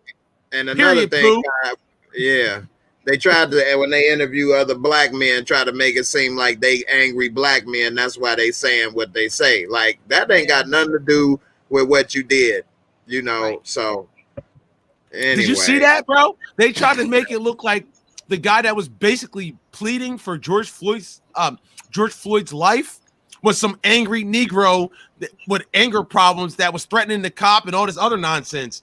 And that was the furthest thing from the case, bro. He was begging for this man's life, and the cop, decided not to. Just because he was telling him, like, you need to get off of him, he decided not to get off of him. And that's exactly what he did. He refused to get off of him because multiple people were asking him to get off of him. And it's sick, man. There's no reason for George Floyd not to be alive today, man. And Tao should have said something, and all them other cops should have said something, man. They was like scared to speak up to dude. Like, dude was like a bully cop, really. Yeah. Because all the other cops, like, even when they did say something, he ignored them, and they just left it alone. Then, like, oh well. Like, man, get him, man. Get his ass up off of them. Like, they should have pushed him up off of him when he was gonna beat them too. I know. Like they should have told him to get off of him. The one cop suggested it twice, and he just said, "No, we're gonna." What did he say, Kim? We're gonna stay here and wait for the ambulance, right? He said that's why I upgraded it to code 3 instead of code 2. Yeah, like he had it under control, but there was like it was just I don't know. It's disturbing, bro. It's disturbing. And if this cocksucker gets away with this, bro, I lose faith in this country. Period. Yeah, I mean, it is stuff like this fractures the country more than some people realize, because you got one group of people that you know will say this and that about the country, but then when people like Kaepernick say they don't want to kneel or this or that, then they want to run and say all this stuff. They don't get why people feel that way, obviously. Like, how could you expect people to feel the same as you when people ain't got the same rights and treated the same? You know? Yeah. And that's unfortunate. When you can get killed. When you can just be killed and there's no justice for you, and the guy walks and goes home and beats with his mom, his family. Like your life didn't matter at all. And he can just kill you without any reason for it. You were not threatening to him. You didn't pose his life any threat, but yeah, he can take your life without and just go live his life like you never even existed. And it's over $20, $20, counterfeit 20. Like, that ain't enough to do nothing. That $20 in counterfeit is not going to stay exactly. That's not going to stop or hurt any business, anybody, anything, and you don't get the death penalty for using a $20 counterfeit bill. You don't. Let me ask you this: have you ever had a fake money by accident? Like, have you ever gotten received? They say money? We all have had some at one point in our life or not. Some people just don't know. I actually did have some when I was younger, about 30 years ago. Okay, some people was watching and we're trying to report it. But it was some people in Chicago that had counterfeits and stuff. And so for like $100 in counterfeit, you had to give them $40 and they give you $100 in counterfeit. But that was a long time ago and people was using it and doing it and stuff. But the last thing people thought of was getting killed. Although I do know somebody that did almost get killed though over it. They go a last story on this, but he was stupid. So in Chicago on 35th and State, that's where the projects were. One of the projects. And if you knew about the projects, they had all the drugs there. Okay. And a lot of people went there. That's like going to Walmart for drugs. And so like a lot of people would go there to get bags of weed because you get the biggest bags of weed and this and that in the projects. And so somebody I knew went to go buy like $40 worth of weed from the projects with $100 counterfeit bill, thinking, well, they stupid. They in the projects. I'm about to go get some free weed, this and that, and whatever. For one, you don't go and try to get change when you buying drugs back in the day either. Talking about, you got some change for 100? But anyway, he did this, and they was not stupid. They said this is fake and grabbed him up and took him in and was beat him up and was about to kill him until one of the OGs, because they had a gun to his head and everything, until one of the OGs took all his money and everything, told him he better not ever come there again. But he almost died trying to buy some weed with counterfeit 100 in the projects because you tried to play them. So wow. Yeah. Now, that's different because The that's Wire? the projects. That ain't the police. Yeah. You ever see The Wire? Yeah. When Bubbles' boy tried to buy with counterfeit money and they was about to smoke him over that shit, man. Hey, for real. But yeah, that's they like don't you play said, that. project, not the police, man. Yeah. Hey, man, just because people in the projects didn't mean they was dumb.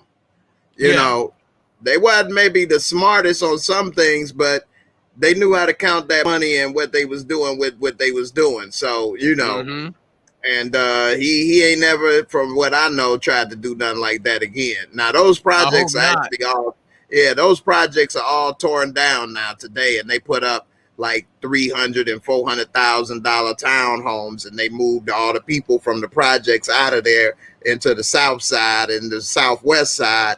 And that's why so much gun violence and stuff going on, because now it's all this intermixing of different groups and different gangs and different factions, and there's a lot of war. And that's why Chicago been so crazy in the last 10, 15 years because of that. But before they tore the projects down, it wasn't as bad. So that's crazy, man. Yeah, this was so old. This is before they had the big face hundreds. This is the regular old hundreds with the with the small stuff. That's how it was. It wasn't white. It actually looked real, but it was a little lighter green. It looked a little lighter. So if you had the real 100 and the counterfeit, if you look, it looked lighter, almost like a lime green. You know, so some before of the big faces, right? This is before the big faces, yep. And the watermark and all of that. This is before that, yep. And that's harder to counterfeit with somebody doing, you know, on a small operation and stuff. And since then, they've even changed the big faces and put more stuff into the paper now to make it more legit too. But that hologram now. That hologram's in there. The holograms wasn't in the first big face. Well, wait, what was it? Yeah, it was a watermark. It wasn't a hologram. No, it wasn't a hologram, but it was a watermark of like his Benjamin Franklin head. I think they got the watermark and a hologram now or something. Yeah. I actually ain't held no real $100 bills in so long. I use debit cards so much and credit cards. I ain't actually had no money in a while. No more than dollar bills and 20s. I ain't had no more than a 20 and I don't know how long.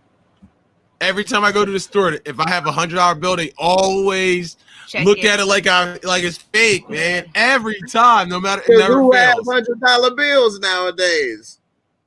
They probably is looking like because they never seen it before they damn self. Man, I ain't had no $100 bill in at least a couple years or a year or two. Yeah, at least. I don't know. I'm still a money guy, man. Like I still like having a bank dude. I don't really like. I mean, I got a debit and all that stuff, but I still like having money. You know what I'm saying? Right. Cash. I do too. But I gotta trust other people more than I used to. So I don't like to have a lot of money around and then people think, oh, we could do this or that, or I do this, or I gotta have them bring this and do that and all this shit. And then I'd be like, man, so here, just do this. Hey, you can't steal nothing, do nothing. It's trackable, it's replaceable. Yeah. You know what I mean? Yeah. I ain't gotta worry about nothing. So I am like how you were, but I didn't have to make a lot of changes, you know, this last few years. So just like I would have never wanted an electric car like a Tesla where they can turn my car off or drive my car and nothing. I would have never wanted something like that. I don't like that either. But now I kind of would like it more than ever because now I need to depend and do stuff a little differently. So I would look at that differently now.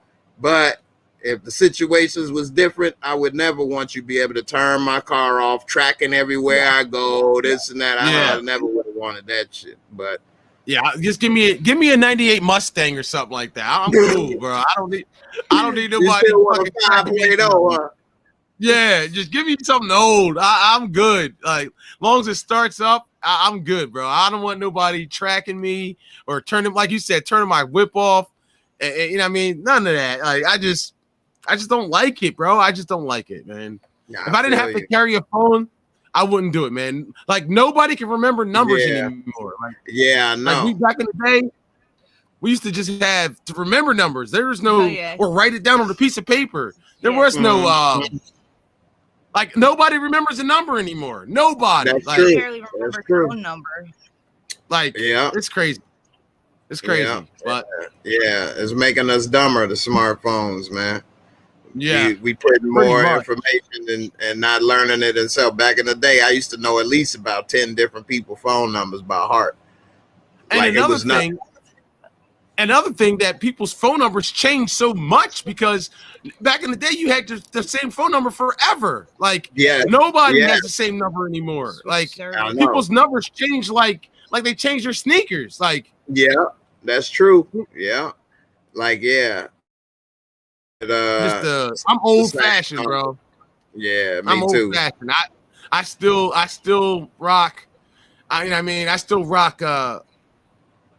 Bro, I would still keep a pager if I had to, bro. Like, I still got my pages that don't work, but I still got them.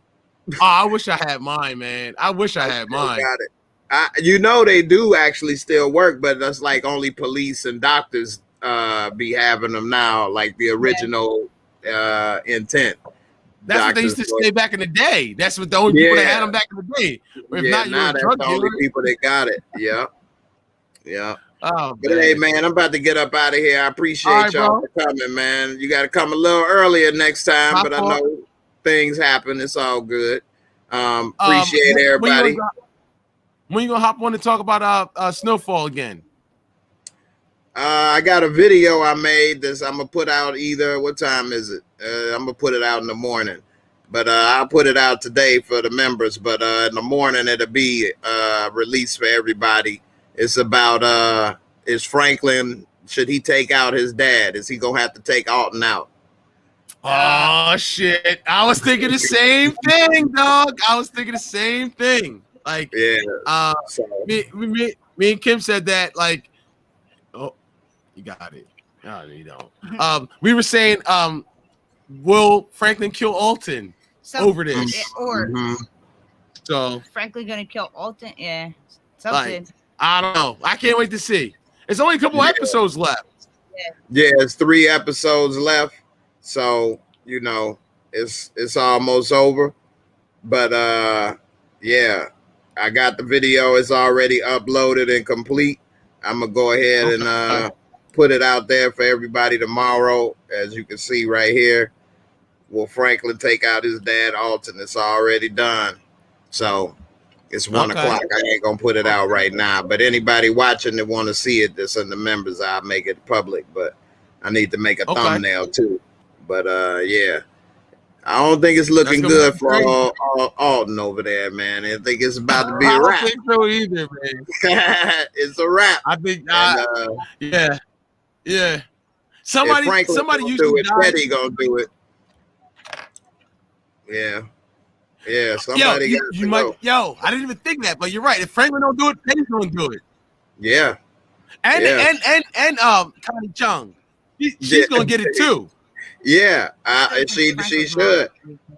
So yeah, they could have got all of their ass, and it's a whole lot of people that may want them dead, because you know what's Manboy and Scully gonna think if they find out they've been working with the CIA and they may be about to go to jail? You know, what's No Neck Johnson in the projects gonna do when he feel like Jerome and them just brought the police to their door? He already want to beat Leon ass. Now you done brought me and got me involved with the damn pigs.